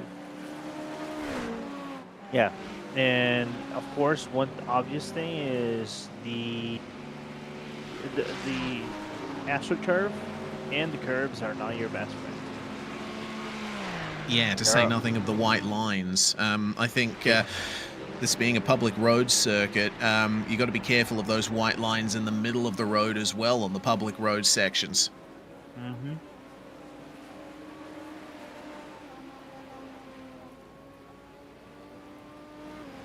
Well, we keep our eyes peeled on Pelshard as, sorry, I think that was Bertium we were having a look at just earlier.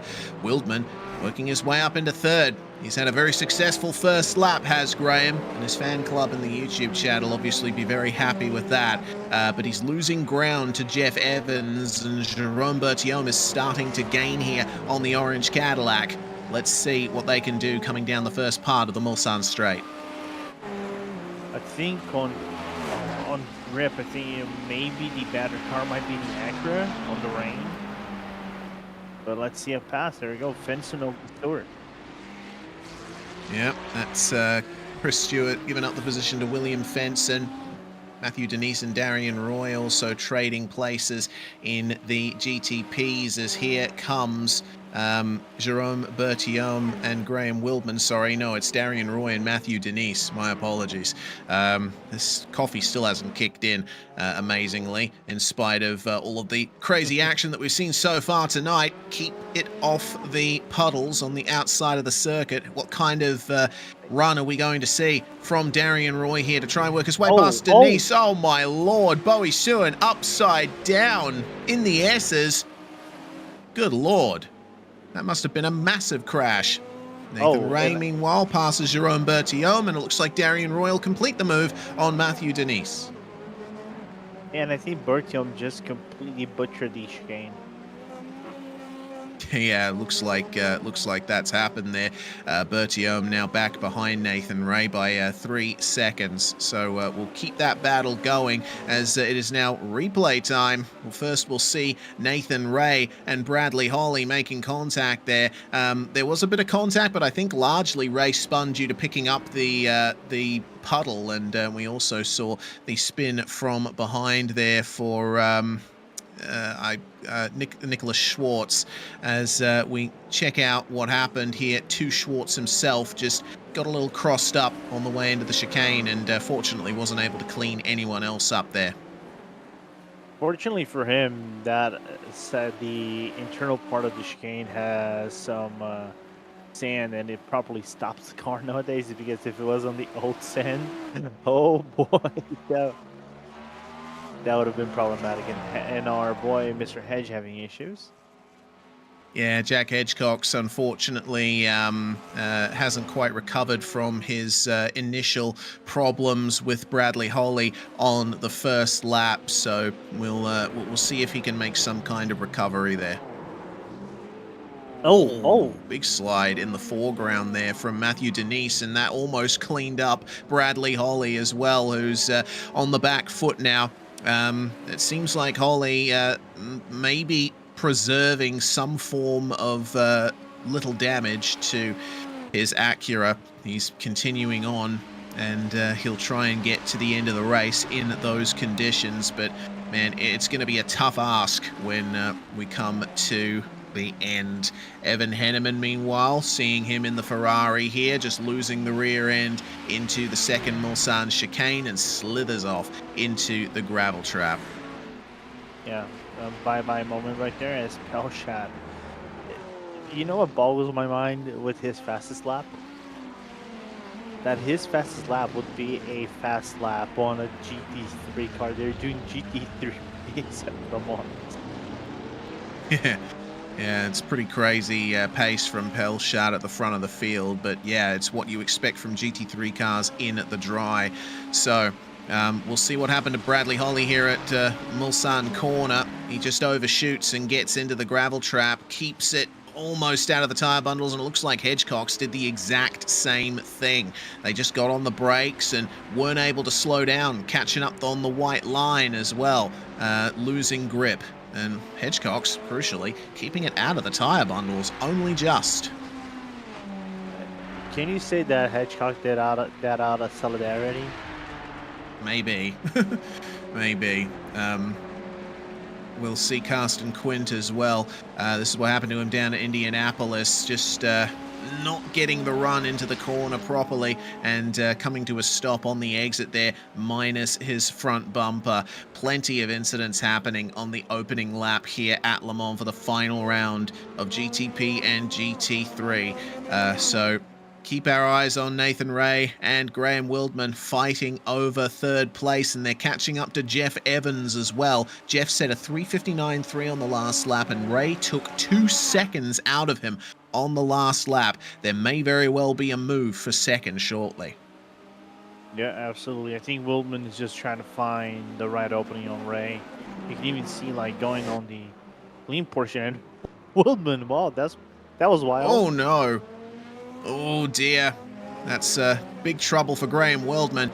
He manages to get back going again, but whether or not he'll be able to keep Jerome Bertillon behind is the big question. Well, speaking of big, here's the big one. Bowie Suin in the S's in the GT3 gets on the brakes, and the car just loses it on him, and a massive smash into the tire bundles, and that sent him on his roof and out of the race. Unfortunate. You know what's more painful to watch? Him, going up and over, and the tire still trying to have some rotation, try to get back on the track. Yeah, just trying to power up in vain. Trying to use rotational inertia maybe to flip the car over on its front. You never know. Jake Cummings, Eric Fenson, and Ted Lowendick having a big change of position there. It looks like Cummings falling back behind them. He tried to go for the move at the first Mulsanne chicane and just went deep. So evidently the battle for the GT3 lead starting to get a little messy here. Cummings was quite a ways behind. I think he just missed his braking point. We'll see it here. And yeah, wow, there's no way that car was turning in.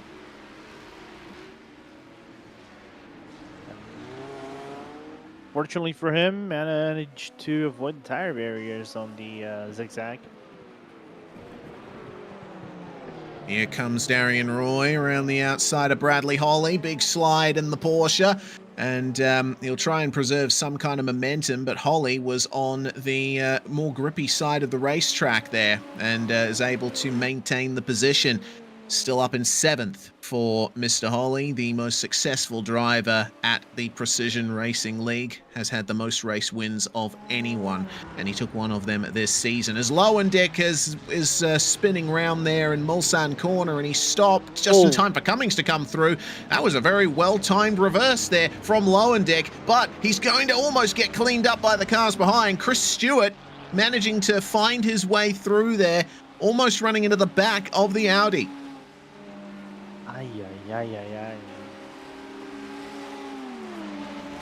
I bet that Ted actually caught up himself on the white lines and had that moment. Yeah, wouldn't be surprised if that's the case, but for now, Stewart is ahead, and into Indianapolis, it looks like Lowendick's not going to pressure him too much. It's going to be interesting to see who can survive here. We're not really seeing much in the way of proper passes out there at the moment. It's really just a case of a rival spinning out and taking the position from there. Oh, and another car off at Indianapolis just on the back of the frame.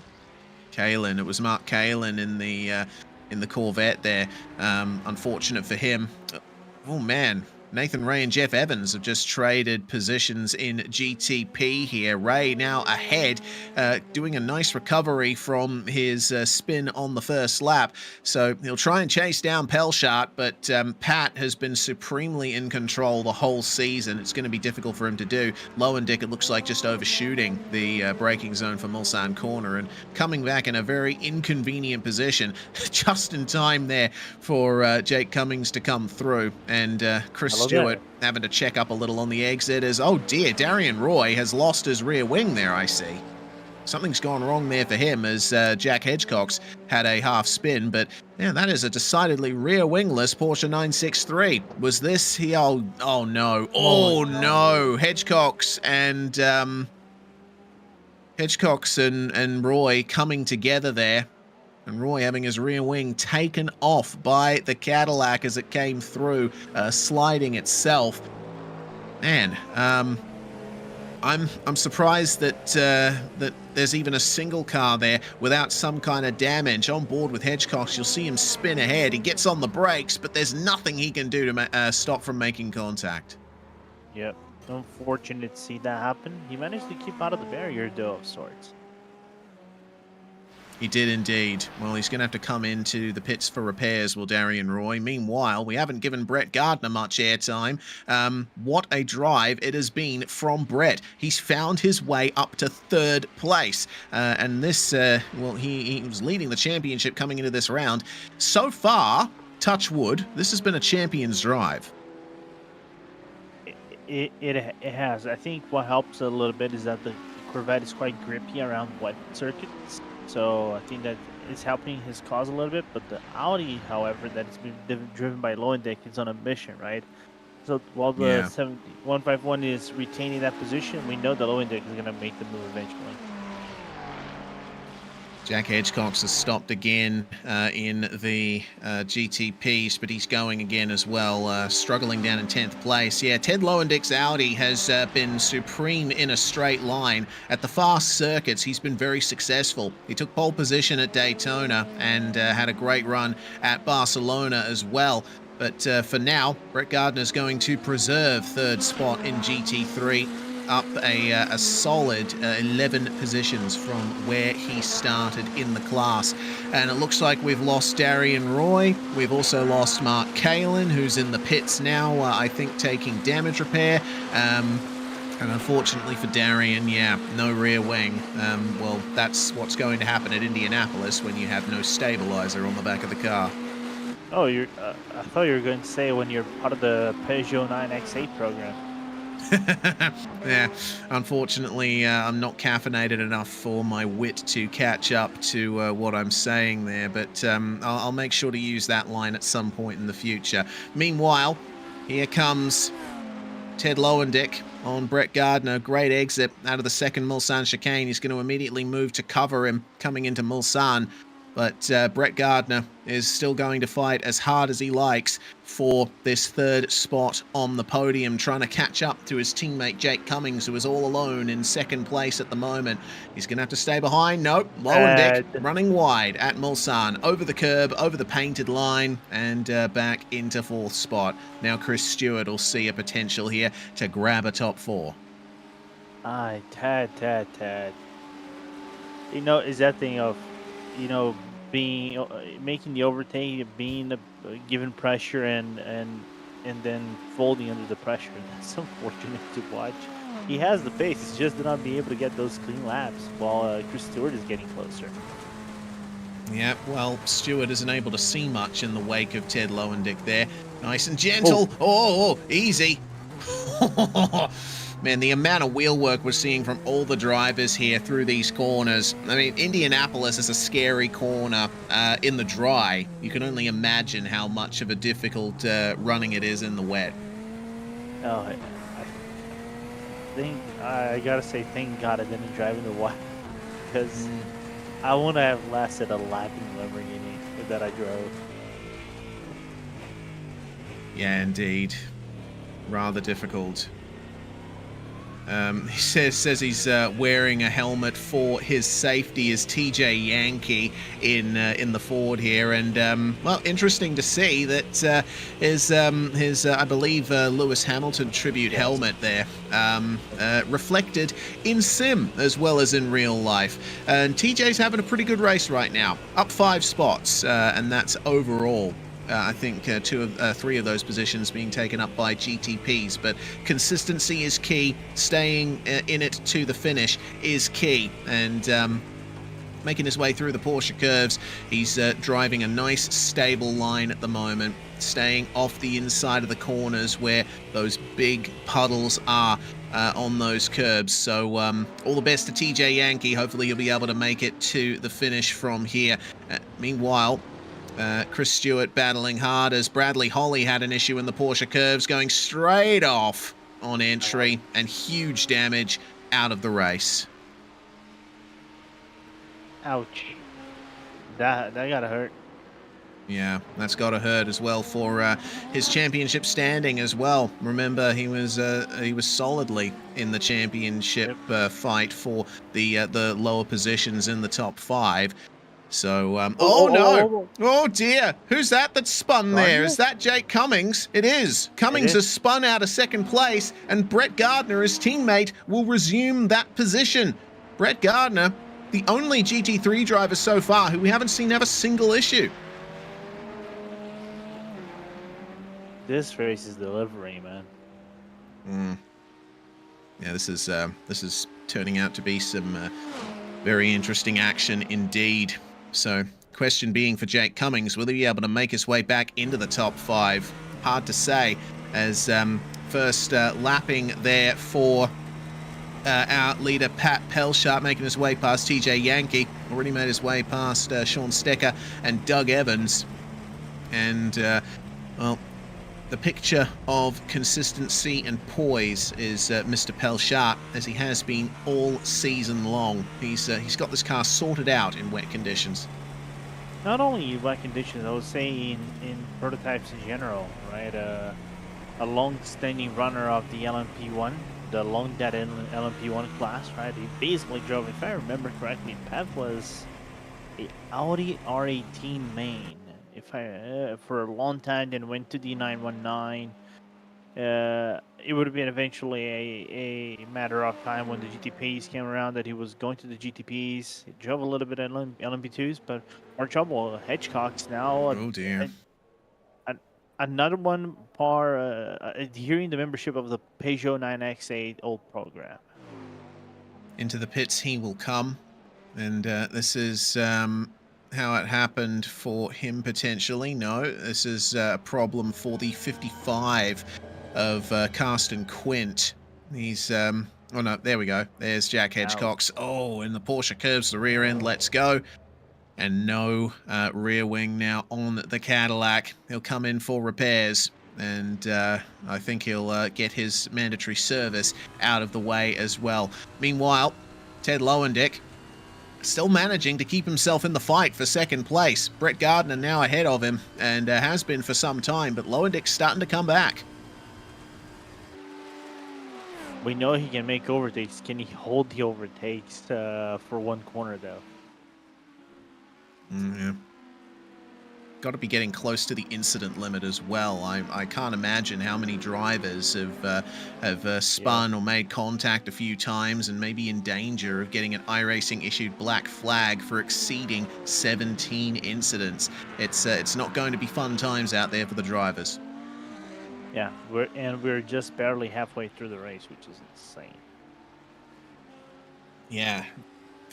I was going to say, sometimes it feels like these races fly by, but this is turning to be a bit of a hard slog for a lot of the drivers. Hedgecox has spent a long time in the pit lane. No fast repairs, of course, in Precision Racing League, so Hedgecox will be spending quite a long time in the pits getting the rear end put back on his Cadillac.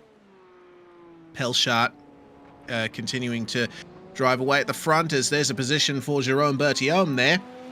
Nicholas Schwartz going off at Arnage. And I mean, Jerome looks calm, but I imagine there's a lot going on in his head right now, just trying to hold on down these French country roads.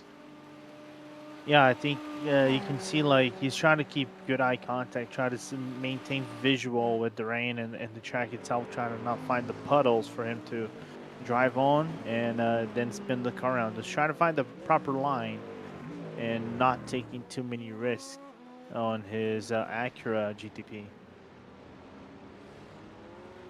Into the pits, meanwhile, coming GT3s. Looks like we're going to be seeing Chris Stewart and Evan Henneman making his way into the lane there. Almost did a Dara Thacker there with the mispronunciation of names, but regardless, it's a good opportunity for them to come into the pits now. Maybe get the tires changed. I mean, we don't usually see tire changes in this series, but in wet conditions, the wet tires obviously very soft. They can heat up quite quickly depending on how hard you drive them. So maybe there'll be some drivers who just get some fresh rubber on the cars just for security's sake.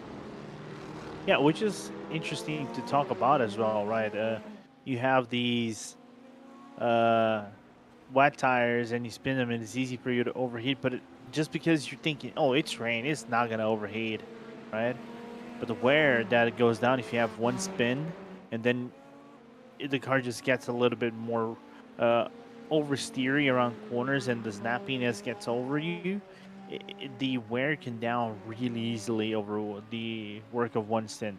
Luckily, this is mainly straights, but imagine if you were like when they were back at Mosport, right? And you had Yeah. this many issues in sequence, that the wear would have been gone halfway through the stint.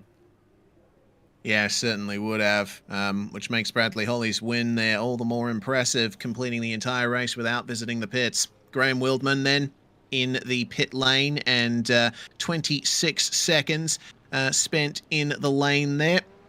He will come back out and continue his run at a potential podium here in the final round. Remember, Wildman is looking at second in the championship coming out of this round, so we shall see if he can make it to the end without incident. The battle for second in GT3 still going on. Our leader there, Eric Fenson, all the way out in front, and he's got a lovely gap over Gardner and Lowendick, but as we've seen, that can all change in the blink of an eye. Yep. Wondering when the GTPs are going to start to come into the pit lane and do their pit stops. Yeah, Wildman's the only GTP we've seen come in for a scheduled stop thus far. And the GTPs have generally run long in the drier races, so I'm expecting them to do roughly the same here. Wildman will be the wild card there. Bertiom and Schwartz still fighting over fourth place at the moment, and keeping an eye on the lap times. It looks like Schwartz running 0.7 of a second faster than Bertiom on the previous lap. Around a track like Le Mans, 13.5 Ks long. That's a bit of a small gain to make, but regardless, it looks like that Acura is nice and stable. Here comes Chris Stewart into the Mulsanne corner complex, and he's already completed his pit stop, of course. 17.4 seconds in the box for him. He'll let these guys through on the run up to Indianapolis without issue, I think. Yeah, I agree.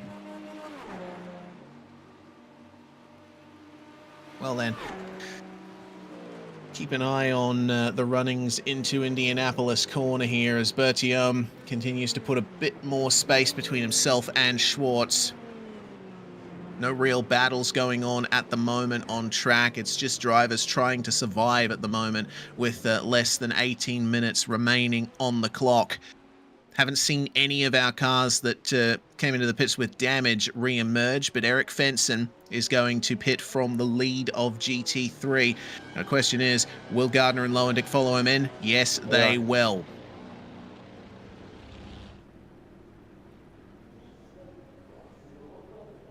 I think one thing that was kind of obvious compared to most sport is this track is longer, so you're on your paddles on the your foot is on the paddle way longer than you are in most sport. Therefore, it's harder for you to save fuel than the Canadian tire track. So it makes sense for them to do the pit stop, even though it would be a late pit stop in this race. Tires for Fenson. Yeah, interesting to see there.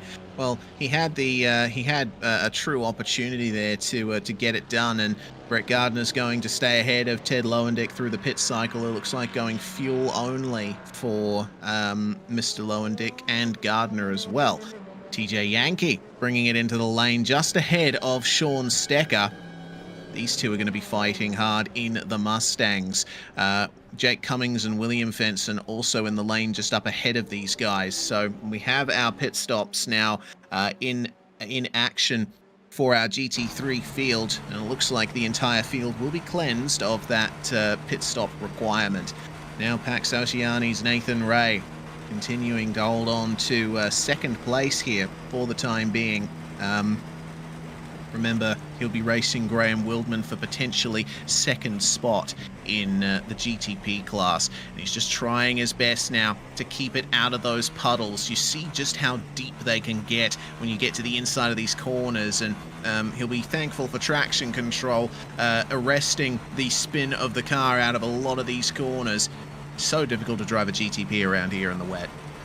Yeah, 100%.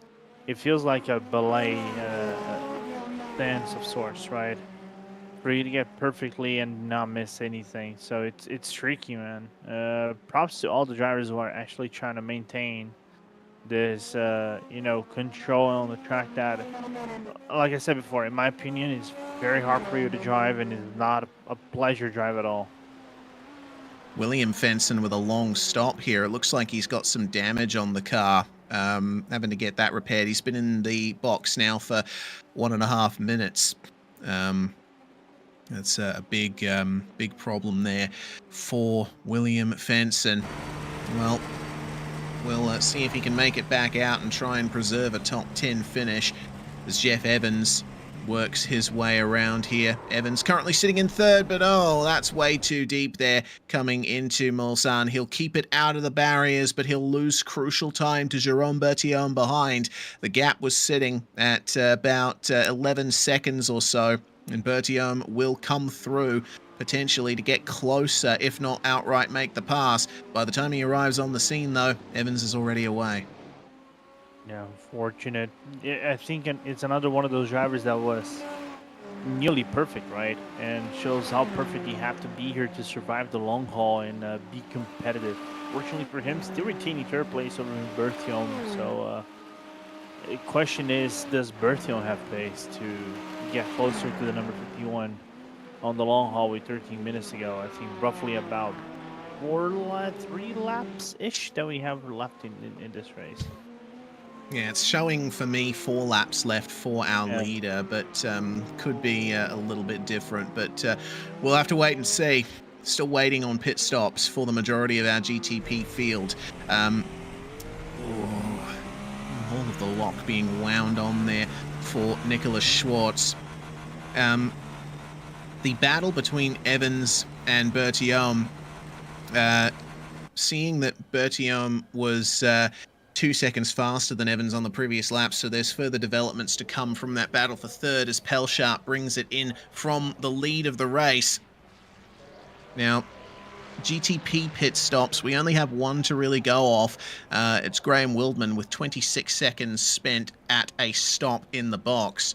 I would imagine that it's going to be a little bit shorter for the likes of Pelchat here. Maybe Wildman had a couple of extra issues to work out in terms of damage in the pit cycle, but we'll see Jeff Evans follow him in, as well as Nathan Ray, Jerome Bertillon. In fact, all of our GTPs, I think, will be coming in on this lap.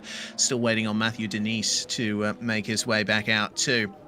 Good news if you're a Bradley Holly fan, by the way. He's made his way back out onto the circuit after spending nearly 12 minutes in the lane. And he's currently 2 laps down on our leader here. So we'll hope that Bradley will be able to make it to the finish from here. He'll definitely get the minimum 50% race distance required for points. So, yeah, I mean, look at him, the absolute picture of concentration. If anything, he looks a little bored out there on the straights. He's just trying to gain places. Yeah, absolutely. I think right now for Bradley is just keep it on the track, try to finish the season. I think it's not going to go the way he probably wanted to wrap up the season. But it was a good after nevertheless on his GTP for the water back in. Graham Wildman jumping to third place now after pitting a few laps before, 2 laps in fact, before Jeff Evans and the like. So working his way back up there. Got quite a gap to make up to Nathan Ray, but we'll see if he can get it done. The gap's sitting at about 2.3 seconds, and man, they're driving hard as Evans makes his way past. I believe that's Jake Cummings that he worked his way past there. Cummings holding on to 5th in the GT3 class at the moment. And finally, Matthew Denise brings it in as there's trouble between the Mustangs, Sean Stecker, and not sure if if that's Bowie Suen or TJ Yankee. That's Gabriel Alvarado, actually, in the drivetrain and Motorsport Mustang. Big damage for him, and right at the entry to pit lane. I suppose of all the places to have a crash, that's the most convenient. Yeah. But then again, all areas of Le Mans. Oh, I think that was that Evans that was going around. Might have had a little bit of a moment, try to get around the GT3 cars. Fortunately, it got in the way eventually, even though with some minor time loss. Yeah, ever so minor. Managed to get it done, though. This is the incident then between Alvarado and... Wow, they both lost it. Both Mustangs. Yeah, wow. Catching a bit too much of the curb there on the run out of Maison Blanche. And I thought for a second that they might have made contact and taken each other out, but no. They just both got on the paint there, the blue paint. Super slippery out there. And both ending up on the wall. This is definitely not the demonstration that Ford probably wanted to have around this track. Hearing news that Jake Cummings has had a problem as well. And this is a big problem for Cummings. That's at Tetra Rouge. And into the barrier he goes. Loses the rear end of the Corvette. Oh, lordy. No surprise to see that he would have towed back to the pits after that. Yeah, and the rear link was broken as well. Completely expected. Man, goodness me. Regarding that incident between Sean Stecker and Gabriel Alvarado, Stecker incredibly apologetic in the InSim text chat for that incident. It's but you know, it happens. Oh wow, Nicholas Schwartz having to make his way through there on Mark Kalin, coming through into Arnage. This is a very difficult spot to come up on traffic in dry conditions, let alone wet conditions. But Schwartz will hold on to 6th place and continue to try and make up time on Jerome Berthiaume. But Berthiaume, for the moment, is looking like the quicker car in that entire battle for 4th place in GTP. Not only that, but I think Schwartz taking the bigger risks in traffic as well. And getting luckier on traffic as well, because I think Berthiaume might actually caught one of those GT3s right at the entry of the Porsche curves. Yeah, left till the exit there to pass Eric Fenson in the lead of GT3 by a long way at the moment. Lowendick and Gardner still pursuing him for that win with under 8 minutes to go in the race. And we see now our leader, Pat Pelchat, keeping a gentle eye on things. His teammate, Jerome Berti. Oh, no. Oh, no. At the final couple of corners, that's Ted Lowendick falling to 3rd now. I think messing up the braking zone coming into there. And wow, okay. Wow. He was on the power. It looked like he lost out.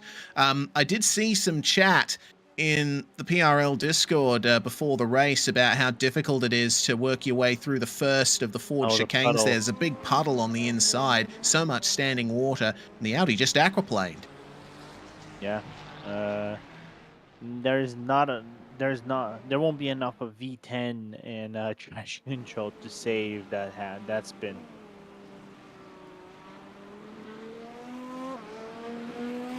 Yeah. Audi planing his way through the final couple of corners. Dustin immediately told me not to repeat that, but fate was already set in motion. In any case, keep our eyes on 6.5 minutes to go out here at Le Mans with Pat Pelchat completing another lap out there. Matthew Denise still keeping a nice run going in the 6.17. For the time being, we'll keep our eyes on the points totals here. Pelchat with yet another win on the board.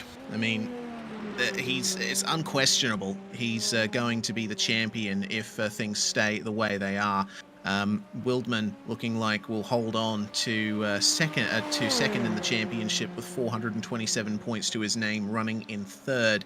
Nathan Ray 352, well ahead of Nicholas Schwartz there, but Bradley Holly will it looks like keeps second in the championship there. Sorry, I was misreading the numbers there. 397 points for Holly if he finishes where he is at the moment. No, actually, Wildman's ahead of him. So, Yep. Right, 427. My apologies. I was looking at the wrong numbers again. Remember, these are unofficial standings. The numbers are a little small for me to read there. I do apologize for misreading them, but I'm sure you can see them there on the broadcast. You'll be able to make your own deductions as to how the championship stands in GTP coming out of this final round if these results stay as they are. For now, though, in GT3, Brett Gardner still on top. Ted Lowendick only 5 points ahead of Jake Cummings there. 430 versus 425. And Chris Stewart managing to keep 395 points to his name with currently 4th place on the road at the moment. Gardner and Pelshard have been the form guys in both classes today, and in the overall championship too. Ted Lowendick will be trying to fight his way back into 2nd place. He's certainly got speed, but will he be able to catch up, Brett, with that spin that he suffered? Yeah, I don't think he has enough time, to be very honest. The gap is about 10 seconds between him and Gardner, and unless Gardner makes the biggest blunder in the history of Le Mans after the Toyota loss. Oh, don't remind me. I know, man. That was a dark day. I know. I was in a dark room as well. I was in the dark place after that race as well. I feel like the Japanese did, man. It was complicated. But what a drive from Gardner, but more so, and as we're looking to Doug Evans, DJ Yankee, I think the helmet strategy is working. It's P6. Yeah, TJ's had a lovely, consistent drive, hasn't he? He's just been minding his own business out there, making sure that he's making as little mistakes as possible and keeping his focus laser forward in that Mustang. The 313 now up 10 places overall, which is fantastic to see. Jeff Evans, meanwhile, passing Graham Wildman. Looks like there might have been an issue there for Graham coming out of Tetra Rouge. Yeah, I think maybe overshot the corner. Yeah, overshot and spin. Yeah, fortunately the... Ooh, okay. All right. How's that for a Graham cam? Goodness gracious. He was so close to disaster there, but just managed to keep it out of the tire barrier. This is how close it was for him. Wow. How close would you like it? Yeah, like I would say in Japanese, safer. Oh, man. Well, Wildman will fall off the podium positions there.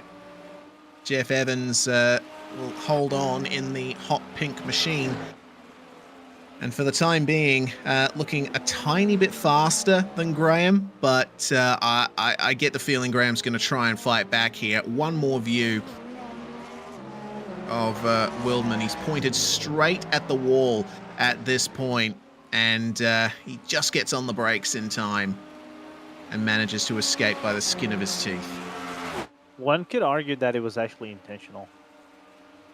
Maybe. Graham is one of the more spectacular drivers in the GTP field. He always puts on a show for us, so you never know. Probably a little bit of a pirouette. Hey, look what I can do. But I'm sure that wouldn't be his intention. Oh dear.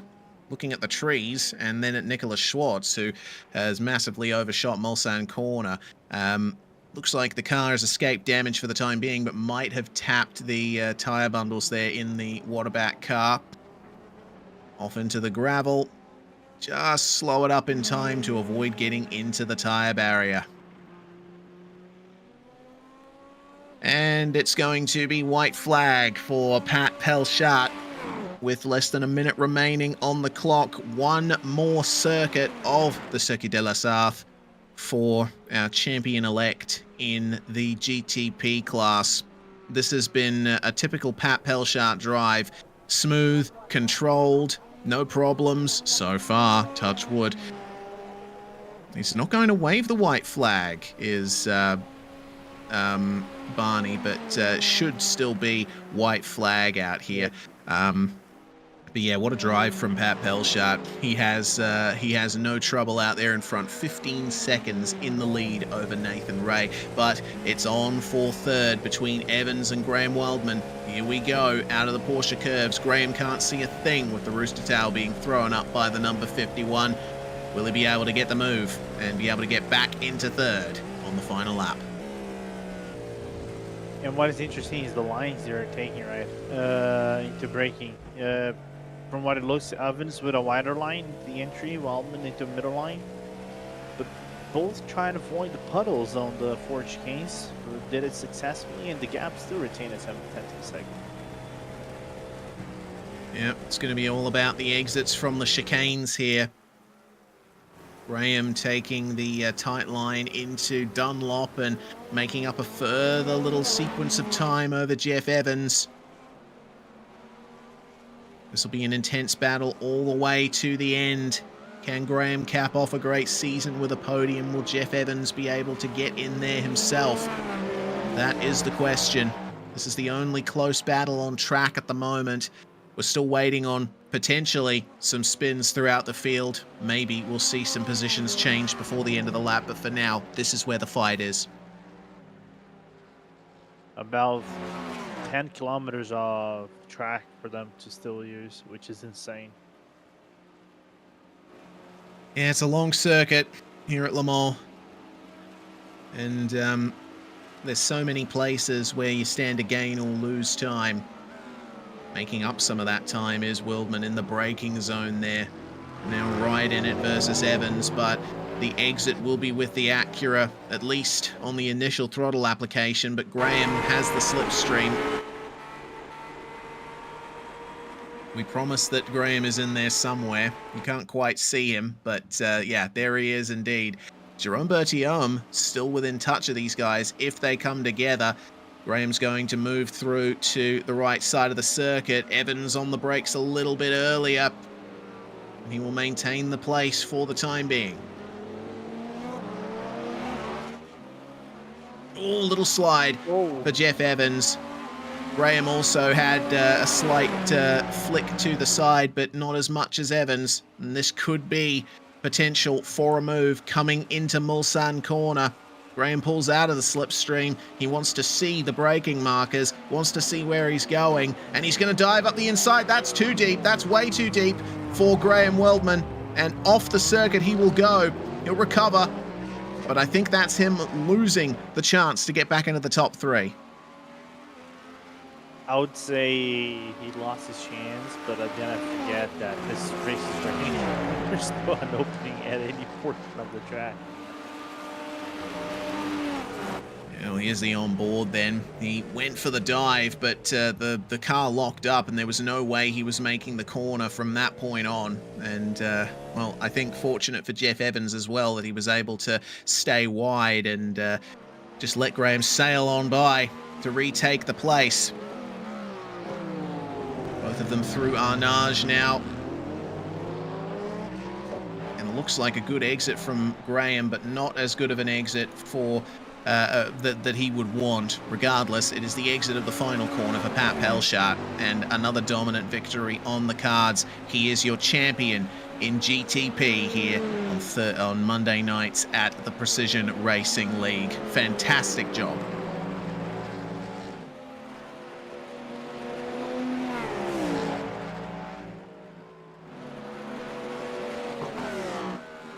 Let's see then how this battle works out for third place. Graham Wildman all over Jeff Evans at the end of the lap and nearly trying up the inside at Corvette, but he's not going to get it done there. Is there going to be one final dive here at the Ford chicanes? He pulls out to have a look. How late do you want to be on the brakes?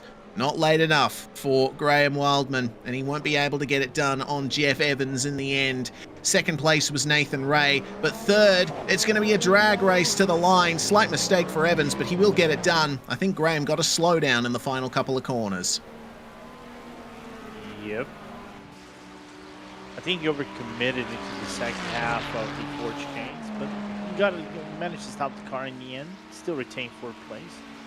Now focus on GT3s because Brad has been flying the last 3 laps and has half a track basically to get closer to Eric Fenson.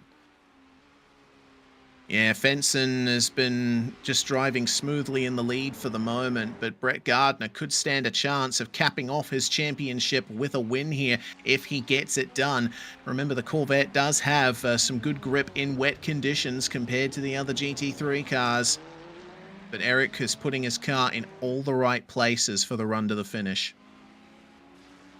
Yeah, just about a few more corners to go. I'm not going to name how many corners. iRacing says 33 corners. I would estimate I think they have about 7 more corners to go. Well, here we go then, into the Porsche curves. This is where big mistakes can be made.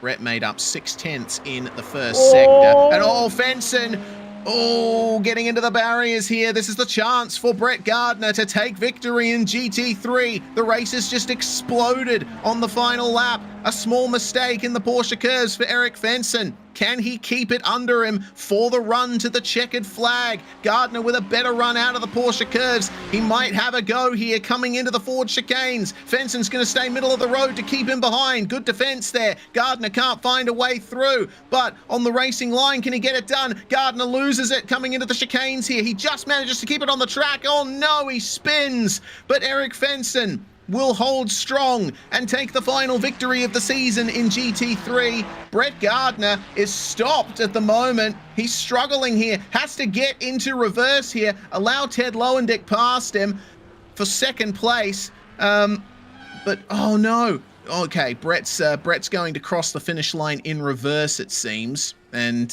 well, that's one way to take a championship in style.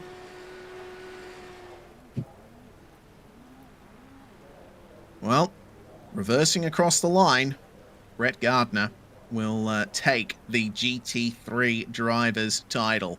Man, what a finish. What a finish. And Gardner trying to his best, you know, imitation of Ricky Bobby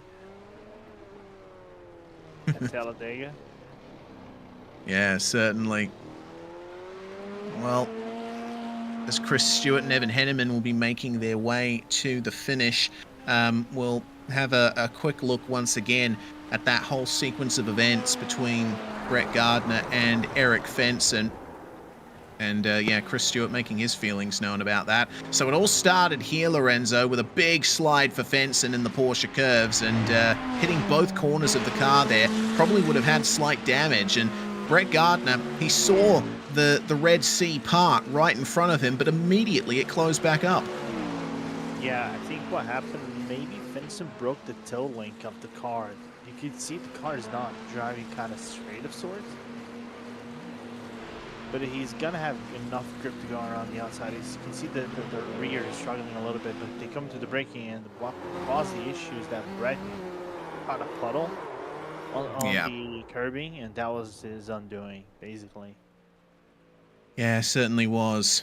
And everyone has finished now with TJ Yankee making his way across the line there to get 6th place. Fantastic job from him. But we'll go through our GTP results first. Acura podium lockout with Pat Pelchat taking the championship with a win. Ray and Evans will follow him. Graham Wildman, he had a big old go at Evans on the last lap, but couldn't get it done. 4th place for the 53. Jerome Bertillon coming home a minute behind, ahead of Schwartz and Denise, our last finishers in the GTP class. Bradley Holly went back into the pits and disconnected from the server, but will have completed the minimum 50% required distance for points ahead of Jack Hedgecox and Darian Roy. Carsten Quint and Kevin Santana also in the midst of that race, but Kevin, I think, that didn't take to the start. Carsten Quint with some big problems, especially in the early stages of the race. Eric Fenson is your final race winner of the GT3 class. with the Ted Lowendick getting second place from Brett Gardner after Brett spun at the final corners, but Gardner with third place will have enough points in hand to take the GT3 driver's title, crossing the line backwards. Chris Stewart and Evan Henneman rounding out the top 5. TJ Yankee, only other finisher on the lead lap. Doug Evans also made it to the finish. Sean Murphy, Jake Cummings and Mark Kalin having big issues at the end, but they'll still get points, as well as Sean Stecker, Bowie Suin, and potentially William Fenson as well. Alvarado and Corcoran retiring from the race. Corcoran starting from the pits, but did not even make it a lap into the race. Big shame there for Kerry, especially after his podium at Barcelona earlier. Well, now we move on into our driver interviews, and first up is going to be Pat Pelshart. Another race win and the championship win for you, Pat. You must be happy with how things went out there today. Absolutely. Honestly, I was, I was a bit scared of this race, to be honest. Yeah, Circuit de la Sarthe in such horribly wet conditions like this. The GTPs are notoriously hard to drive in wet conditions as well. They're much better than they used to be. Last update, they really had grip to it. So you know, I could get the car in the window. Setup was not much different than from Mosport, to be honest. The car felt really good.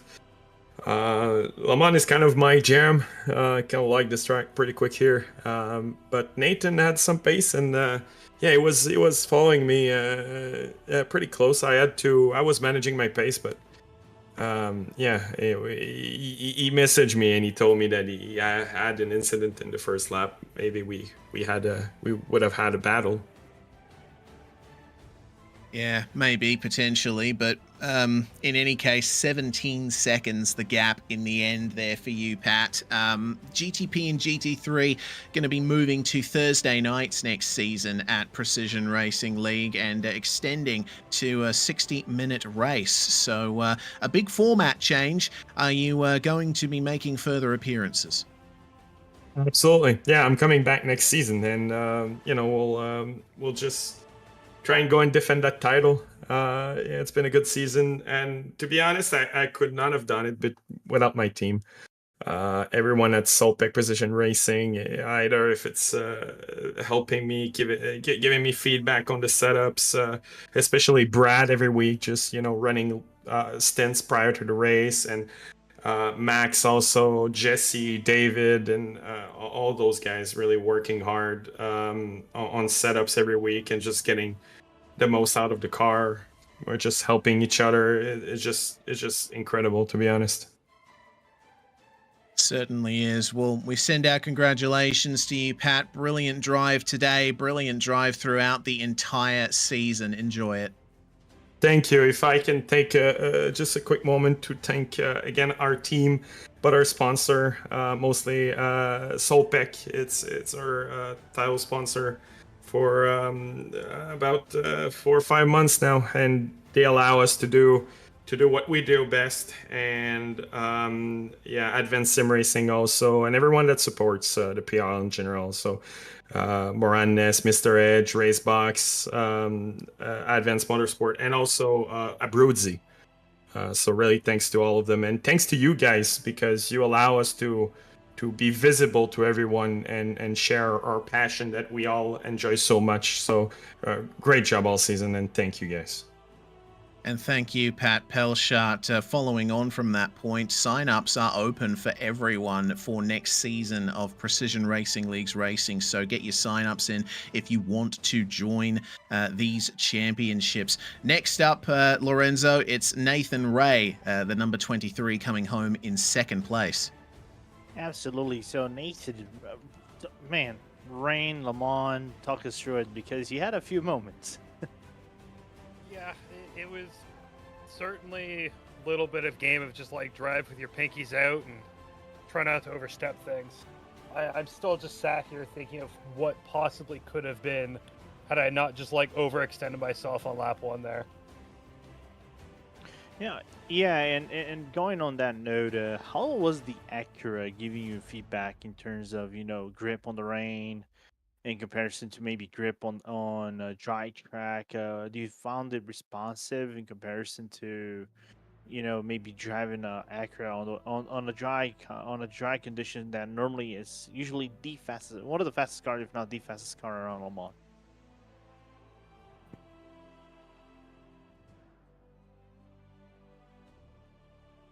We seem to Nathan? have lost Nathan for a couple of moments there. We'll give him a moment here to work Hello, out. check. Yep, There we we got go. you again. Okay, cool. Yeah, I'm not sure what was going on there, but it's the lost for words at the moment. It's pretty easy to keep the car in the window. It's just a matter of waiting for those tires to come up to temperature because they're absolutely useless until they're up to temperature pressures. After that, it's just a game of, staying out of the puddles and staying off the paint lines. Right, and with the next season having new day, new kind of like new format of sorts, a longer race of sorts. So do you expect to come back in the GTP, try to make another charge in the Acura, try to get a title away from Pat Palchat this time around? Oh yeah, I'll be back. I'm already signed up. Nice. Unless the Acura gets like giga nerfed during the season update, I'll probably be back in the Acura again. It just happens to be the car of the four of them that I've found myself most comfortable in, even going back to the first season where it had absolutely zero legs top speed wise. Right on. Well, with that being said, Nathan, enjoy your break. We'll see you next season, and hopefully the Acura doesn't get nerfed, even though for the past 5 seasons it has been one of the best cars in the service. For sure. For GTPs. Congratulations on your P2. Thank you. Have a good one. Great stuff from Nathan Ray, and in the end, it was Jeff Evans taking third in the GTPs, but Graham Weldman also with us here, taking fourth. I mean, you had a red-hot go at Jeff on the last lap, didn't you, Graham? Unfortunately, it didn't work out, but still capping off a season with a strong result. Yeah, definitely. My car was unhappy out there. The tail just did not want to stay behind the front tires. I dropped it to let Jeff get in front of me about 2 laps ahead of that and was trying to close down the gap. Went for a move up the inside. Unfortunately, that curb was a bit closer than I thought. Touched it, locked up, and kind of sailed right on by. But we gave it another shot at the end of the lap. Got to slow down. Is what it is. Good racing by Jeff. Yeah, indeed. It was difficult to get the run going in these wet conditions. The standing water seemed to define a lot of the racing here, especially at the final corners. Definitely. There was 1.5 lanes at most through most of the corners here on this track, and Jeff had a really good smoke screen coming out the back of his car, so he definitely had the advantage there coming in the final laps. I tried, but with the Acuras and the spray, I couldn't do it. Well, regardless, a solid season for you with a few podiums besides, and you'll be very happy with the championship points total in the end. I believe that you would have secured second place in the championship after that one, so good momentum to carry into next season.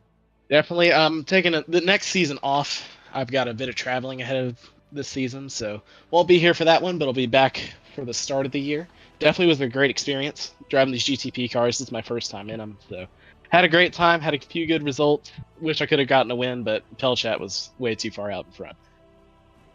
Well, regardless, congratulations on 4th in the final round and 2nd in the GTP standings, Graham. We'll hopefully catch you at some point in the future.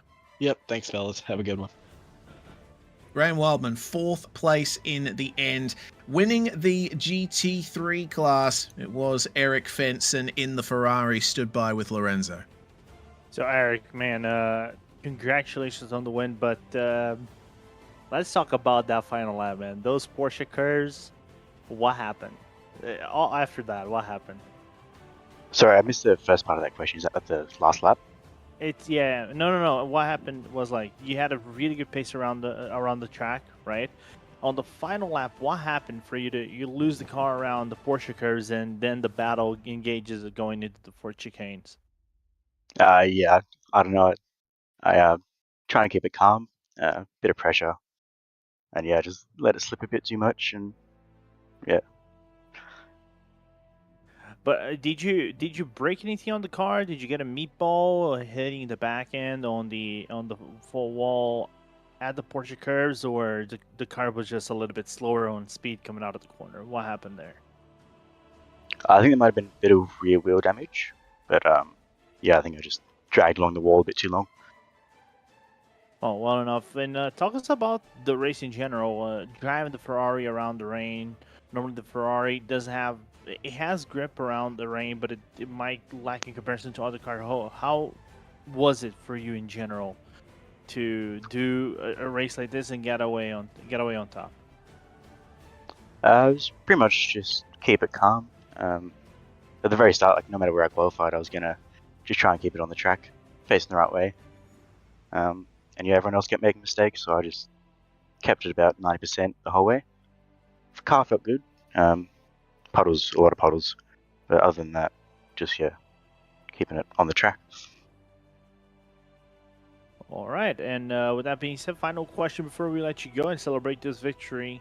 Next season, the format changes a little bit. Day also changes. Will we see you back in GT3 action, or you're stepping up to the GTPs and try to have a little bit more speed around the tracks that we're gonna have next season? Unfortunately, I can't be racing the IMSA class next season. I can't race on the Thursday, so moving over to the LMP3 next season, which I've got a bit of experience with. Jump into something new. Oh, definitely, man. And hopefully we'll see you then in the LMP3s, and wish you the best of luck next season. Celebrate the victory, and we'll see you in the next season. Thank you. Bye. Great stuff from Eric Fenson. In the end, Ted Lowendick finishing in second place there after a considerable battle with Brett Gardner all the way through the course of that race. That was a tough one, Ted. Yeah, you could say it was wet and wild, I guess. That was fun. I don't really like Le Mans. We don't get along, but the rain was a good equalizer. A bummer, I missed out on pole by like 100 feet. Just ran out of time there. But yeah, that was a fun race. And made a lot of mistakes, unfortunately. And I don't know what happened to Brett there, but I passed him. He was going the wrong way in the Ford chicane at the end, and we got P2 out of it.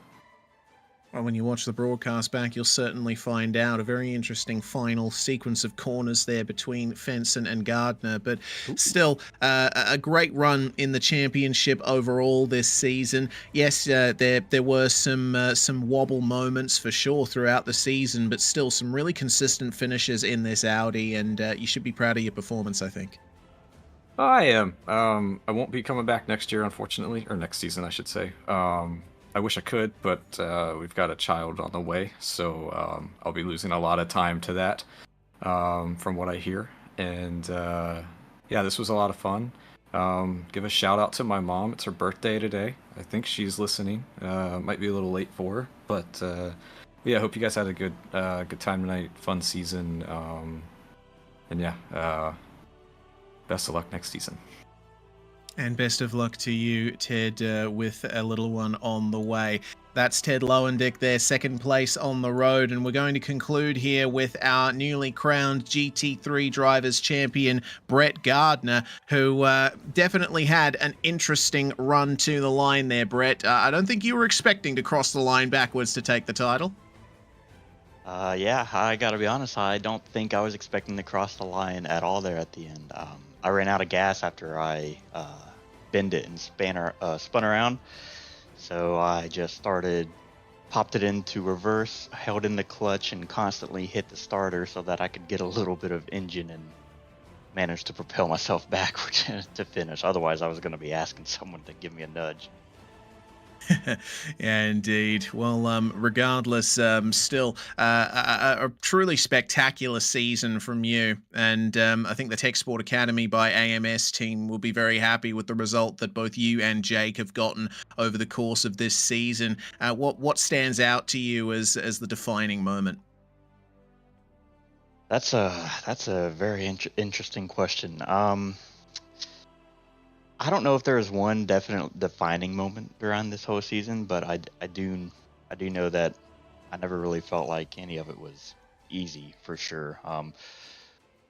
From the get-go, though, you know, at Portimao at the very beginning, it just felt like a potentially strong season, especially with my teammate Jake and whatnot. So, yeah, tough question, but I would definitely say probably somewhere around the beginning is when everything kind of felt like things were coming together, especially when it felt like I was getting the car set up together as well. Well, with the amount of time that you and Jake have spent in the Corvette, what are your plans for next season? Well, I know the McLaren is coming out. I might be moving to that. Might stick with the Corvette. I really have no idea. We'll probably just be swapping around as testing in the off season and seeing what works. All right. Well, we wish you the best of luck with that, Brett, and congratulations on your championship. Thank you. Brett Gardner there, once again crossing the line backwards to win the GT3 championship with a third place here at Le Mans. Well, that's going to conclude things for this season, Lorenzo. Thanks very much for jumping in for this. It was certainly an entertaining night. It was definitely really good races. In both categories, we had a lot of action, and can't wait. There's still more PRL action tomorrow for us to cover. But for now, let's take a little bit of a rest and enjoy the final two races of the season. We had an LMP3, GT4s, GTP and GT3.